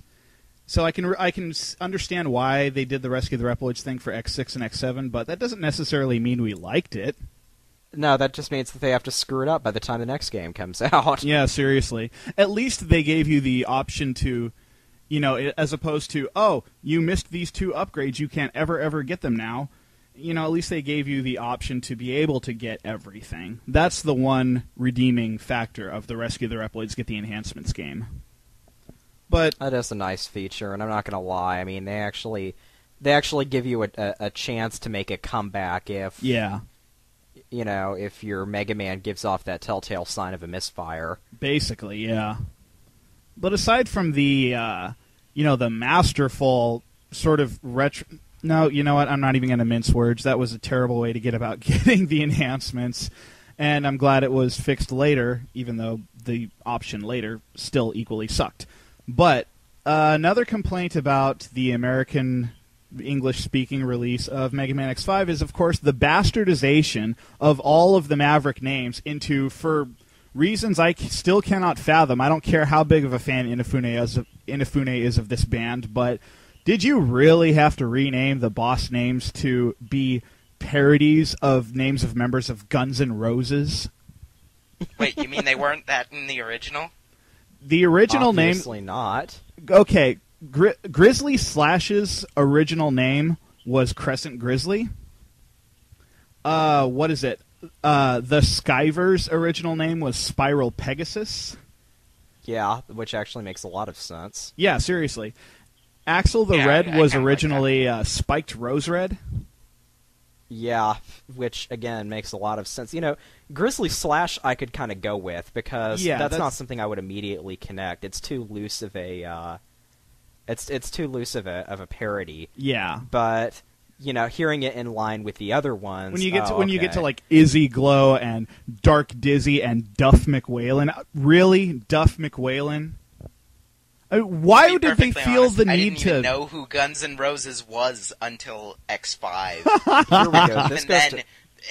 Even then, I didn't even play X5 until, like, years after I'd read the fiber about it. Yeah. Well, here we go. This is the lineup. I mean, to go to show you how bad the renames were for X5, the Mega Man homepage, which... you know, doesn't use Japanese anything. Yeah. Uses the Japanese names for the strategy guide for Mega Man X5. It's that bad. Yeah. And the original Maverick names are Crescent Grizzly, Tidal Makoween, which translates to Tidal Whale, I must add. Yes. Shining Hodorunius, which is Shining Firefly, yeah. Dark Necrobat, Spiral Pegasus. Yeah. Burn Dino Rex, and Spike Rose Red, or Roser, depending on how you want to translate that. Roserade. Yeah. Spiked Roserade. I would sure love me a glass of some Spiked Roserade. Spiked Roserade sounds like something that you would pour at a frat party on the coach that just scored the winning touchdown for your foosball game. Yar. Spike Rose Red looks way too much like Plant Man for me to take seriously. Now, what were their... go ahead and read through the list of their renames. These are terrible. Oh, hang on. Let me see if I can do this. Oh, go for it. Izzy Glow. Grizzly Slash. Yes. Axel the Red. Duff McWhalen. That's all I got. Oh, so close. Here we go. Top to bottom, Axel the Red, Dark Dizzy, Duff McWhalen, Grizzly Slash, Izzy Glow, Matrex, the Skyver, and Squid Adler. So yeah, you can totally see why we don't take those seriously. Well, I mean, when you stop and listen to the previous set, Web Spider, Cyber Peacock, Split Mushroom, Frost Walrus, Slash Beast, Jet Stingray, Magma Dragoon, and Storm Owl, that actually makes sense. And they didn't even change them that much. I mean, Web Spider is Web Spidus. Okay, that's not too bad. Yeah. Magma Dragoon is Magma Dragoon. That's not too bad. Jet Stingray is Jet Stingray. I mean, it's like they didn't localize them. They just kind of took care of the Englishy aspects of them. Yeah. But still made them. And that's a historical thing for the we've X seen, games. entirely different changes, like Scissors Shrimper to Crush Crawfish. Let's see, like those kind of things, they still kept within the feel of the series. You know, I think still that's kept the better feel. than nothing. Yeah. I think that's understandable. Like nobody. They had little to work with to begin with, anyway. I mean, Crush Crawfish. I seriously, partially because I couldn't. And I think I speak for all of us. Partially, I think I speak for all of us when I say nobody knows what the hell a C-Force is. I mean, partially because I couldn't be bothered to sit through the anime-style cutscenes in the X Collection version of X2, and partially because I just hated the names I did see. I pretty much just renamed everyone in X2, especially Volt Catfish. I mean, seriously? Dude. Oh my god, Mega Man. Dude, Oh again. God. I mixed them up again, Yes, you did. Yes, you did. I fail at everything. It's okay. We understand what you mean, and that's the important part. Well, it's exactly, and it's like when you stop and consider some localization is necessary, like Magma Magna Yaku Leger. Oh, nobody's going to be able to pronounce that over here. Okay, Yeah. Magma Centipede makes sense. But, I mean, it's like the Skyver, really? Dude, all they had to do was translate the Japanese names to basically literalized versions of what they were, and it would have been fine. There was absolutely no need to make a half-assed reference that only a handful of people are initially going to get. Well, and exactly, and it's like some of the character names for X5 aren't even. It's like the Skyver. His name is a takeoff of Guns N' Roses collaborator Michael Monroe. That he wasn't even a member of the band. That's stupid. See, that's and there's the point. such a big overlap between Guns N' Roses fans and X fans. Yeah, right? really. Obviously, I'm not we're seeing all the fans. connection here. I mean, welcome to the jungle. That's obviously a reference to Spiked Rose Red stage, right? Yeah, I guess absolutely. Wait. I mean, that's like. Oh, Guns N' Roses is Welcome to the Jungle? So I actually have heard a song by them then. Oh, awesome. You've probably also heard Sweet Child of Mine. Oh, that's by them too? Yeah. Well, I heard both of those on Guitar Hero, so, Exactly. That's pretty much it. Yeah, I seriously had no idea who Guns N' Roses were. I just thought the names were, like, not translated at all or something. Well, essentially, yeah. But yeah, you can see where we stand on that field of stupidity. And, it's sad because, like, X5, like, had so much promise, and especially when you consider the epic battle between X and Zero near the end of the game, it's just... X5 had a lot going for it, and they just dropped the ball on a lot of things. I mean, it wasn't nearly as bad as the next game in the series, but it was enough to put a mar on what could have been a shining entry in this series, and that was enough, really. As far as that battle between X and Zero goes, I'd just like to say that X5, while some of the tracks are kind of lackluster, there are a few tracks that are just amazing. Like that fight, right? Yeah, first and foremost, that fight, especially, I got a remix somewhere of it, but unfortunately the metadata is all messed up, and it's like boxes and weird Unicode symbols that make no logical sense at all. I think it's one of the official Capcom rearrangements, but it's basically a rock remix of that very fight, and it is so... It's such an epic theme, such an epic battle. It's a great way to send them off that way. Ever. Yeah.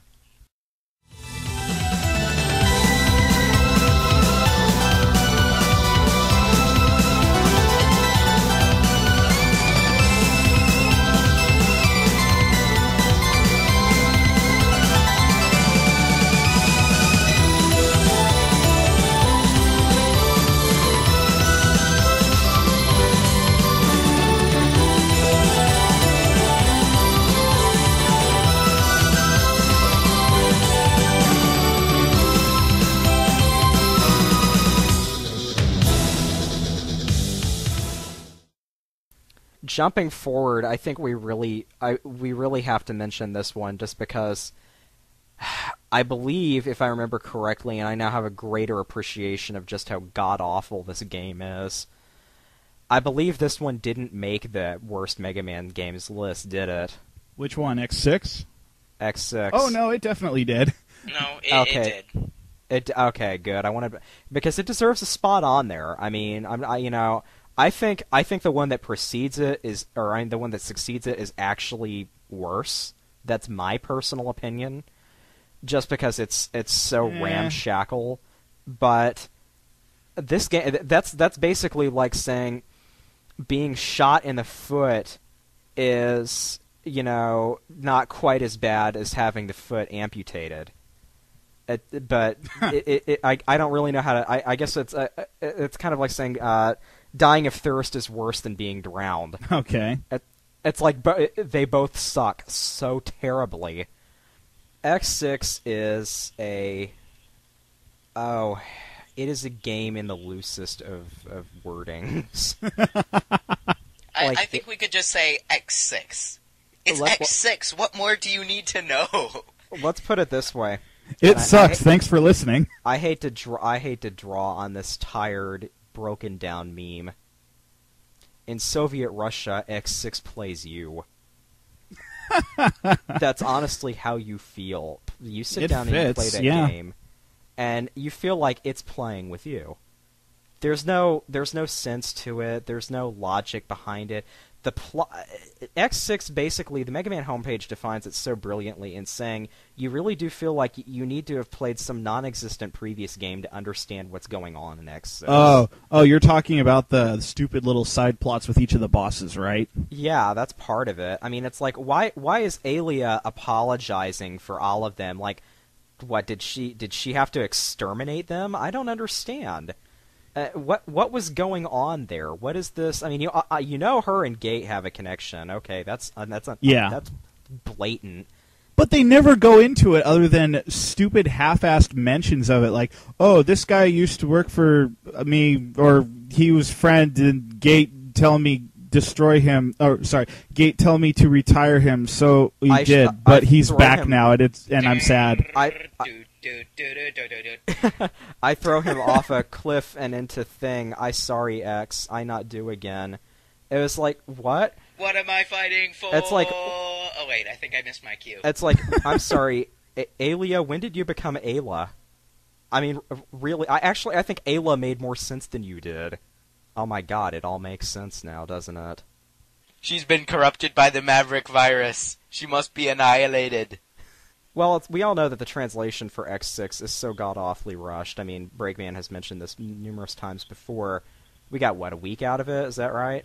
Yeah, it was like I said, it was literally released in Japan and then released here a week later. I mean, I remember this specifically because when X6 was announced, I was like, oh, awesome! I thought this story was over and done with. And, like, that was the point where Inafune's like, yeah, me too. Yeah, seriously. I still find that hilarious. I know, but, really. like, yeah, isn't the story that he, like, saw X6 on the shelves and he was like, how did this what? happen? Basically, yeah, that's what it boils down to. I did not approve this. Like, what is this madness? Seriously. And see, it really sucks because, like, I was so looking forward to X6, and I was going out of my way to look for all of the information that I could possibly find on this new release, and when I heard it came out in Japan, I was like, oh, awesome, I can't wait to see some gameplay footage of this. And then it shows up, like, I went to, like, a Walmart or something, like, a week later, and I was like, oh my God, when did this come out? I have to buy it right now. It was obscene. I've never seen such a short lapse for localization in my life. It was ridiculous. Well, now, I think it's admirable that they tried to get as close to a simultaneous release as possible, but at the cost of what? At the cost of being able to actually understand what's going on in that freaking game. I mean, the only good thing that we got out of that is the fact that we got the awesome Japanese voice acting for the first time in an X game, but that came at, of course, the high price of, again, not being able to understand anything. I sorry, X, but I make the gravity machine yin yin yin yin yin yin yin yin yin yin yin yin yin, and he fall off a cliff and die when he carry a thing to his sorry again X by. I think a certain guy we know wrote the dialogue for this. Not that I'm naming names. No names at all. No, not at all. I mean, really, it's like, okay, I could have just sat on the keyboard and made a more logical, translation for that game. And it's like it's written by Katz the animal and translated by Katz the character from Zero Wing. Yes, that's basically how that goes. It really does kind of feel that way. Yeah. And it really didn't help that it felt like the plot of the story was basically taken off of like fanfiction.net or something like that. It's really, 3 weeks later, and there's still Maverick stuff going on. It's got plot holes. You could drive multiple airships, a space station, and probably tug a planet through. Yeah, seriously. I also want to mention the fact that depending on which ending you get from X5, doesn't matter because X6 comes out and decides to choose one and then alter its events anyway to fit what it needed. It's like they took X1 through 5 as non-canon. I know, really. It's like X6 both retcons and relies on X5 to make itself stand. And it's seriously just such a half-assed effort. It's like, Zero, I thought you were dead. Nope, let's go. So did I. It's like, Zero, I thought you were dead. Yeah, about that. See, I hid and fixed myself with my handy Z toolkit saber. Awesome, let's go fight Mavericks. This will be great. Awesome! Oh, by the way, I'm coming in at a D rank because you just picked me up, and so I'm going to be completely useless for the rest of the game unless you spend an unnecessary amount of time leveling me up. And by the way, you didn't fight Infinity Maginian first, right? No, dude, absolutely not. Exactly. So you end up getting Zero, who comes in and he's like, "Hello, world!" And you're like, I have all the weapons and crap, and you've got nothing. I'm not playing with you. Honestly, if I'm going for Zero to get him into the game from the start, I go against my usual mode of transportation, and I go after stupid dung beetle first. But seriously, get the Gamric option. It's the only good weapon in the game. No, How do you unlock him, then? Do you have to beat, Infinity Maginian? No. There are teleporting hatches hidden in the levels, each one of which will take you to like an alternate side of the stage. And the first time you do that, Zero, you fight like a purple-ish. Basically, you refight Zero from X5 is what it boils down to. And once you beat it, the real Zero shows up and says, "Oh, by the way, I have a new saber now." Yeah, that's pretty much it, really. And it's like, and then you do it again later and fight Hymax, and then do it again even after that to fight Dynamo, who no one gave a crap about. I know, really. I love how completely thankless Dynamo's cameo is in that game. He just shows up Nightmare Souls. Let's fight. I just want some souls because I hear those are pretty fun to collect. I traded in my Pokemon cards and Pogs last week, so I'm getting some. I'm all over the souls thing now. This is awesome. Oh, I died, blarg. And he never appears again. Dynamo is just a worthless character. It's like they threw him in there so that we could have another guy. You know what? I'll tell you the reason why Dynamo is in X6. Dynamo is in X6 so that you can spam Rainy Turtloid's weapon on him and get your Nightmare Soul ranking up to max. Yeah, wait, did you just say why he's in X5? No, why he's in X6. Okay, because I was about to say. No, I'm not MegaMatt, and I'm certainly not you either. We don't. Yeah, I was gonna say. I guess my ears misfired. But you know who Dynamo? Honestly, Dynamo he's a fan character. It's like he's a fan character template, is what he feels like. Like this is how to make your own. This is how to make your own X fan character. Make a character like this. Give him a Buster and give him a Z Saber. Ooh, but even better, make it a double-bladed Beam Saber. We've never seen this before in a recent Hollywood release. No, not at all. And while we're at it, give him long hair because that's cool. The X series has a grand tradition of ripping off Star Wars. Yeah, why stop there? Exactly. Why stop ripping off Boba Fett and Darth Vader and like everyone? And is it just me or? Oh, sorry, to kind of side rail for a second, is it just me, or in X6, did the blade armor really seem added in as sort of an afterthought? Yeah, just so that you can make all of those impossible jumps slightly less impossible. And it would be absolutely phenomenal in X6 if the dang play control wasn't so horribly borked that you sit down and you're like, alright, I'm going to dash right into a wall of spikes. Yeah, seriously. It's like the areas that you need to dash, you know, the fact that, oh my gosh. Do you hold on. Do you remember the Reploid that's hidden in the wall somewhere where you literally have to do that? You have to like time your jump absolutely perfectly to get through this microscopic hole to get to this Reploid, and if you don't time it perfectly, you die? Yeah, because there's a armor capsule there too. You're thinking of the one hidden in I think that's Rainy Turtloid, isn't it? Rainy Turtloid stage, yeah. Yeah. It's the one where there's that small gap with all of those rocky spikes, and if you slide through with the shadow armor, you're fine. But you know, it's a lot. It's a lot harder to do with anything else like the blade armor. Actually, I think you don't have the shadow armor by that point.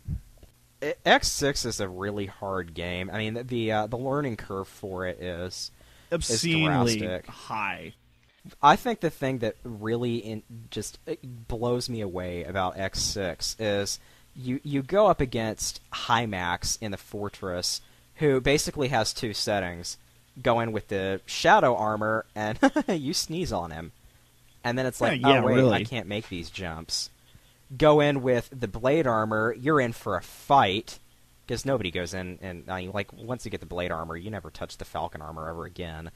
But you go in with the blade armor, and all of a sudden you're in for a crazy fight, and then you're like, okay, well, I'm just going to go in with the shadow armor. Wait, no, wrong, because then you still have the gate stage right after that. You don't get the opportunity to switch, and Gate is borderline impossible no matter, what you fight him with. He's got Gate is one of the crappiest fights in that entire game.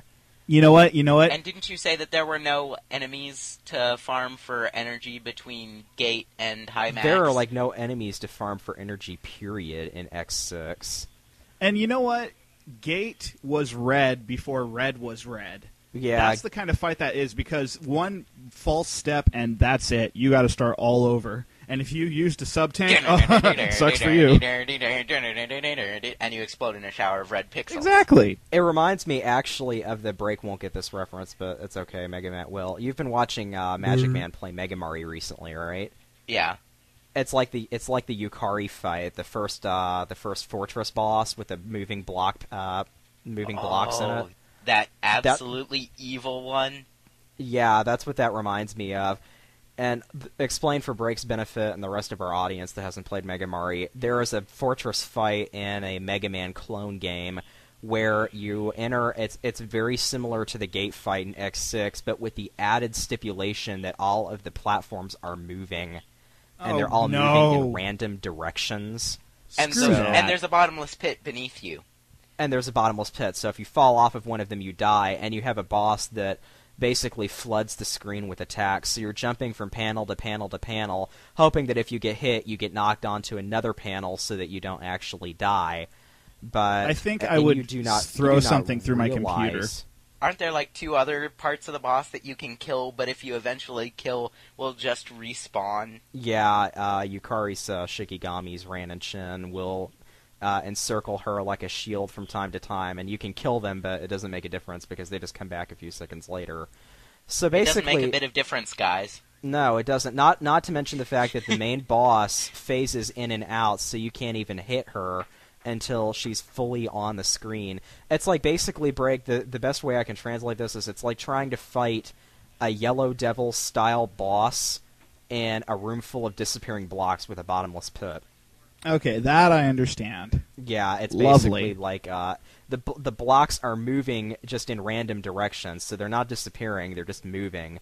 But basically, if you stand on one, it doesn't matter, you'll fall off anyway, so it's crazy. I mean, it really is. And that's what that reminds me of with Gate. You've got, it's like you said, he was the red before red was red. It's all of these stupid platforms you can't do anything about, and a stupid stage you can't do anything about, and it's irritating. It's an irritating boss fight. You get past Gate, finally, and you get, no joke, seriously, the most disappointing final boss in a Mega Man game I can think of. I mean, this Off is the top of my head, yeah. He's like Mega Man 1 Wily Bad. I mean, you go from this all of a sudden, I mean, just nuclear run of bosses. You get to the final boss, and it's like, plunk. Really? Really? Aim for the head. This will be over in a second. You can stand under Sigma's head and be almost completely safe. And doesn't he, spawn enemies you can farm for energy if you're somehow managing to lose? Exactly. It's such a joke. Basically, I do my standard thing. I go in, just try to stay alive, and let the boss kill me so that I don't waste my sub-tanks on a boss I've never fought before. So I did that, let it kill me, came back second time. I beat it with one sub-tank. I'm like... And I wasn't even trying. I was just slapping at its health meter, and... No, yeah, that boss is a complete joke. It is. It's insulting. Especially after the hell you have to go through to get there. Yeah, I mean, you really have just this... You really have this complete nightmare of a game. And it reminds me a lot of Mega Man 1. I mean, you go through this nightmarishly hard game with no mercy whatsoever. Then you get to a final boss fight that you can just pretty much fart on and be done with. Yeah, really. He is a joke. So, anyway, that aside... A disappointing end to a disappointing game. Yeah, X6 is it's a bad game. There's nothing really redeeming about it. It's got a bad translation, and if you could just blame the game's fault on localization, it wouldn't be that bad of a thing. But it was a rushed game all the way around the board. It doesn't succeed at anything. No. And except for pissing you off. It's good at that. In spades, it did its job there for sure. God.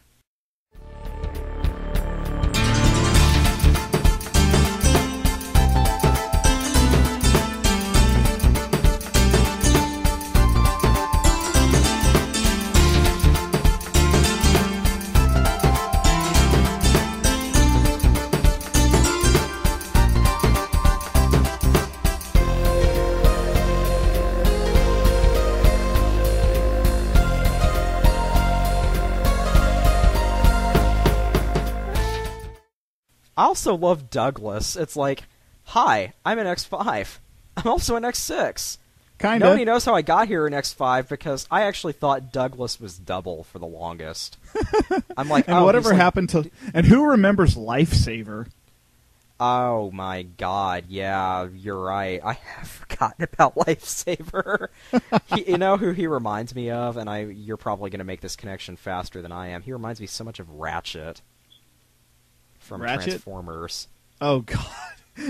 Yeah, he's basically there when you remember he is. Yeah, he's there just kind of like, yeah, hi, I fix you. Okay, you'll never see me ever again. Bye. Yeah. And, yeah, it's funny. I mean, he's not memorable. You're right. But, yeah, freaking Douglas is thrown in there in 2 games. He never appears again. And Cygnus at least shows up later on. I mean... Am I the only person who finds it just the slightest bit, crazy that Cygnus and Sigma sound almost exactly alike? No, I remember I that know. was that was something that I was think expecting discussed Cygnus briefly back in the past when that game first came out. It was like, what? Cygnus is Sigma. I mean, you can actually see that I was happening, expecting Cygnus to beast out into some form of Sigma and I actually thought it was kind of cool that he didn't. And then, to be completely honest with you, I went the entirety of MegaMatt X Command Mission and never noticed the Redip Spider connection until it was beaten into me, my second playthrough. I'm like, Redip's, that's a weird name. Oh, whatever, it must be Greek. Hi, Spider. Yeah. You seriously didn't make that connection? Can I be completely honest with you? I didn't even make the connection until the second time I beat the game. I went the entirety of the first playthrough, get to the point where he transforms into Spider, and I'm like, oh, he can mimic other people's forms. Man, it never dawned on me that Spider's death was faked. To this day, I'm still just kind of like... And then I just kind of sort of basically said, well, the author is dead. And just said, okay, well, there are 2 Spiders. There was the original one that died and just Redips, and it's just a coincidence that his name is Spider backwards. It's just a complete coincidence. To be honest, I didn't make the reference because, you get so little actual interaction with Redips, for the entire amount of time that Spider is active in the plot. Yeah, you're too busy looking for Cygnus and Sigma that entire game. You don't even factor either of those characters in until you realize nobody from the other X games is in this game except for, the power trio. Yeah. I think that almost makes it better. Yeah. Command Mission is a good and underrated game. Although, you know what makes Command Mission a lot better? What's that? A freaking action replay code for no random encounters. I mean, even just walking around the town, it's like, step, step, step, and you finally beat the Metars, or little flying things, or whatever you're fighting. And then you finally get out, okay, I didn't take too much damage. I just need to get over to... Okay, this is getting ridiculous. Okay, so I'm finally out of the... Wait, where am I going? What am I supposed to... Who am I supposed to be killing? This is just a... I don't remember what any of... That's just a I mean, that's just it's a just JRPG ridiculous. qualm in general. I mean, random encounters are to be expected, but the random encounter rate in Command Mission is absurdly high. I'm not gonna lie and say that it isn't. And the battle sting is really grating too. I mean, you spend like 3 minutes transitioning into a battle. Yeah, exactly, and it comes at inopportune times too because the overworld is largely action based. So if you get into a battle and then forget where you were, then you go back out and you're like, oh, I'm on a conveyor belt and I was supposed to jump off. Congratulations, you get to ride around that room a second time. Or if you're trying to figure out that, lols, I can dash, and I can, dash through this laser grid thing in the big split mushroom stage, or whatever it is. I don't know, it's been ages since I played Command Mission because of the incredibly high encounter rate. It is high. I have one thing to say about command missions. Need more power. You know what, though? I think Command Mission gets a lot of crap because it's actually a pretty decent game, all things considered. It's not bad. Command Mission is a good game. It's just got a few... I substitute Command Mission for X7 entirely in my personal canon. I mean, my canon basically goes 1, 2, 3, 4... Command Mission 8, and I just completely skip that entire trilogy of terrible games right there. That's fair. I just go for 1, 2, 3, and then as a side story, the Game Boy games. Which, yeah, hey guys, let's talk about the Game Boy games. Okay, we're done. Yeah, pretty much. It's cool to see, the opening stage from X in, NESO vision. That's kind of cool, but... the controls are a little bit weird, which they did try their best to correct, but with the well, it's the problem with taking upgrades, something that's 16-bit and turning it into 8-bit. I mean, it doesn't the Mega Man work games well. were 8-bit, and the Game Boy games were whatever bitage they are. I guess 8-bit as well. See, you can basically just write those games off as Rockman X World. Yeah, exactly. Pretty much, yeah. They're good, but they're just good. That's pretty much it.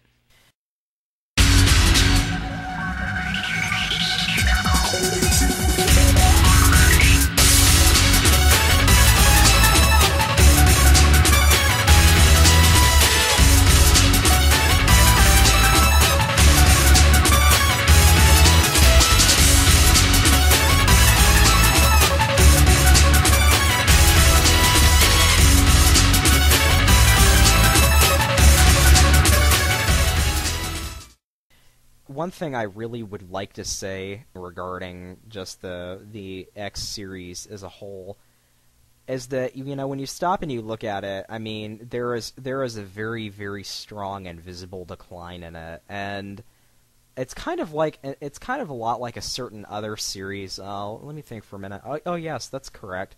The Sonic EXE the Hedgehog series does this exact same thing. Oh, you and I are thinking of completely different things. I said Sonic. No, I'm talking about how you start with a brilliant game, and as it goes on, it gets a couple of noteworthy sequels, and then it gets a couple of sequels to make you want to rip your hair out. Yeah. But it ends on a largely decent note. In the respect that the last game by itself is actually pretty good, but compared to the ones that come before it, they kind of dampen it a bit. Because it has to come in and clean up from what came in, right before it. In other words, you could liken it to, presidential elections or something. But I'm not getting into politics here. What I'm trying to say is, we started with a good game. We get a couple of sequels that are beyond awesome. Like in this case, Breakman really likes X4. Yep. We really like EXE2. We really like EXE3. Yep. I really like EXE6. EXE6 I'm is not gonna lie. EXE6 is a good ending for the series, and that's why we really like X8, because it fixes what went wrong with X6 and X7. It comes in and it says, I'm going to do these gameplay elements correctly. I'm going to allow for the switching of characters, but I'm not going to do it in a way that makes you want to put your controller through your TV screen. No, seriously. I'm not going to flood the game with a ton of Reploids you have to rescue. Instead, I'm going to let you buy your upgrades. And if you miss one, the first time you run through the stage, that's okay. You can run through the stage again until you get it. You don't have to get it right the first time. That was more hearkening back to the pre-X5 days, and that was what it needed to be doing the entire time. That's one of the features I like about Mega Man 8. If you miss a bolt, you can go back and get it. Yeah. It's not like if that bolt falls off that cliff, it's gone forever. You're screwed. And it's not like that bolt contains super secret data for the attachment that is necessary to beat the game. Get to the final boss, yeah. And, the X games don't even give you... It's not even like if you screw it up, you can get an opportunity to get it another way. It's kind of like... It's not like the EXE games where if you miss a chip in a code now, you can come back and get it later via some other method, like a trader or something. Yeah. You don't get that opportunity with X5 and X6. It's just like you miss some... And X6 is... Or, X6 and X7, I'm sorry. And X6 is especially merciless about it. It just doesn't make any sense why they would put such vital upgrades in such completely unreachable and, by the time you finally climb this mountain getting to it, you're like, oh god, delicious cake, I can see it now. And you grab it and it explodes in your hands because, oh hey, guess what? Maverick Virus got to it first, you're screwed. Yeah, seriously, that is the most... It's so aggravating. It's like, oh, I can see that. No, I have to get to it first. Oh, no, there was a bed of spikes in the way. Those bats pushed me into it. Like, it's especially, I love trying to rescue the Reploids in Stone Kong stage. Oh man, it's like you're running along. All right, I can see it. What? What happened? Oh, he got hit by a bullet. What's he made out of? Play-Doh? Oh god, you know what else is terrible? The what is it? The radio tower stage is awful with that. It doesn't even make sense from a story aspect either. These are civilian robots in a war zone, and they have these super secret technologies that can enhance, like, the most powerful robots on the face of the planet. This makes no logical sense. No, it doesn't. And more so than, like, everything else in this X series. Yeah, really. It's like, oh, hi, thanks for rescuing me, here you go. You obtained nuclear weapon device. Why was a dog carrying this? It's like, okay, whatever. And, it's just it's wacky. It doesn't make any sense. And I mean, that's not something you can write off as just being a gameplay element. That's a terrible gameplay element. Yeah. And it drills perfection into your head, which is something that even the Zero series is more merciful than that on a lot of its aspects. So I hate feeling like if I make a mistake, I have to turn the game system off and turn it back on so that I can redeem myself. Yeah, really. It's just, it's stupid. There's no point to it. And I'm glad they fixed that for X8. Being able to buy your upgrades is amazing. Being able that's actually one of the really nice things about X8 is if you don't mind running the timer up, grab a fish, tape it to each sensor, turn on the metal that lets you generate metals as you run, point Axel in a wall, and come back 3 weeks later, and voila, max money. Stenman actually was the first one to tell me about that, so I can't take credit for that. But it's basically that idea. Yeah, I mean, just let him run, generate money, and come back later, and wow, there you go. And that's a nice thing about that game is you don't. Okay, granted, you fight crab bosses and, all these unique environments and make lots of pretty numbers on the screen, as Subtank said, but it's the truth. And it's a great game. X8 is such a great game, and it needs a lot more recognition than it gets. And it really gives you hope for if they ever do make an X9, they have a tremendous game to go off of as opposed to an absolutely terrible game, and let's see if we can possibly improve upon it while really doing nothing to change it at all and end up pissing a lot of people off. Exactly. And, I mean, X8 is nice. It's got a beautiful soundtrack, a coherent plot, the first one since, like, X4. Really well done environments. Mind you, we're talking about the PlayStation version. It is Oh my gosh, it's amazing. The unlocking the navigators as playable characters, that was the coolest Easter egg. Yeah, that Wait, really what? was fun. Granted, it took you multiple playthroughs to do it, but it was worth it because it was fun to play as them. Yeah, it is. Unlocking I like who playing as Lair. playable characters? You can play as Lair, Aelia, and Palette in X8. Yeah, every time you beat the game, you have to beat the game multiple times because the one that it gives you, like the first time you beat it, is the operator that you used for the majority of the game, and it's that way for the other two as well. Which is why I get Lair every single time, because Yeah, she's really. not offensive, she's not grating, and you know, you're sitting there going, that actually, this is what we went to in the previous part of the column that I wanted to bring up. Listen to me! Hey, listen! Hey, listen! Hey, listen! Hey, listen! X, listen! Hey, listen! The X8 operators have 3 settings. Demure. 0, I found out information that you might find interesting. Oh, you're not responding? Okay, well, I'll come back later.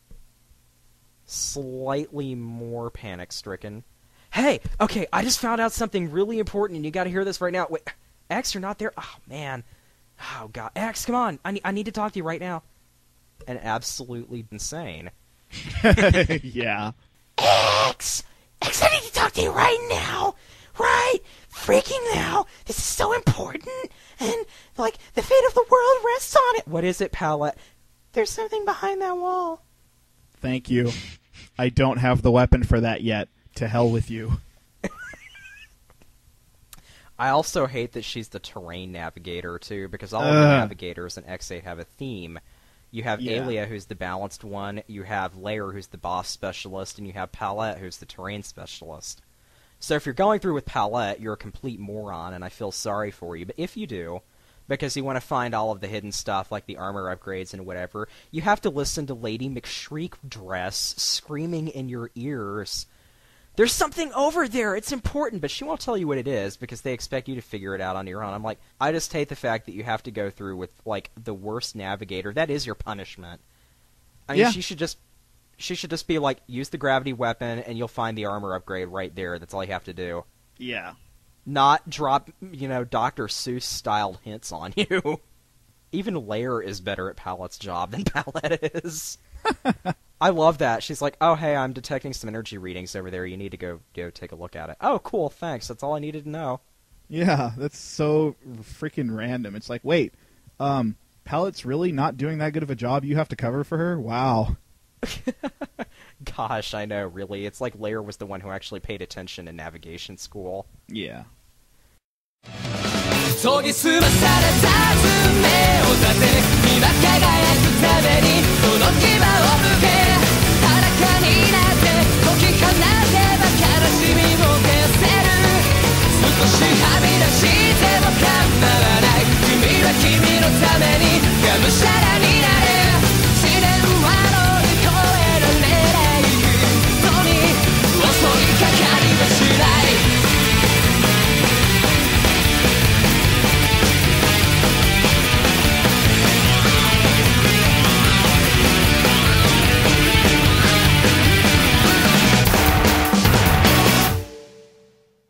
Well, thank you for coming out and listening to us ramble about the X series tonight.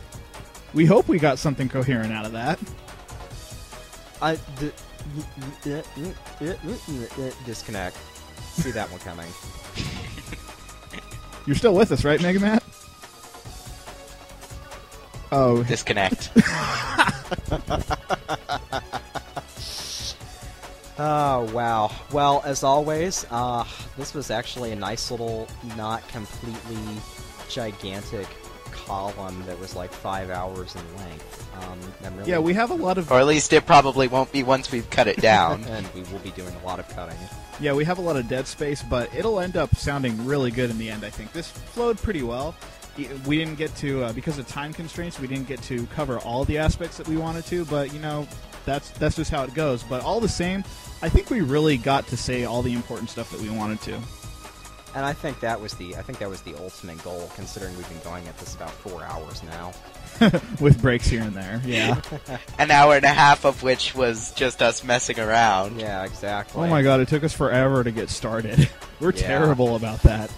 But you know what? That's how it is. I mean, we rarely get to talk it over with Mega Man fans. So anyway, Yeah. we should probably be signing off on this, shouldn't we? Yeah, let's go ahead and bring things up to a close here. Thanks for joining us, guys, for our 10th episode of ELBEX. We will see you for the next one. Do we want to... No, we'll keep the topic a surprise, per usual, I suppose. Again, look out for our outtakes column coming pretty soon. And until you hear from us next, this is Breakman EXE signing out. And this is Flashman EXE signing out. Thanks for coming out with us, MegaMatt. We really enjoyed having you with us tonight. I enjoyed being on here too. And if whoever stole my Audio Surf high score on Starman's stage from Network Transmission is listening, if you steal it from me again, I'll murder your entire family in their sleep. And with that, this is MegaMatt.exe signing out. I don't know him. Good night. Okay, good night, everyone.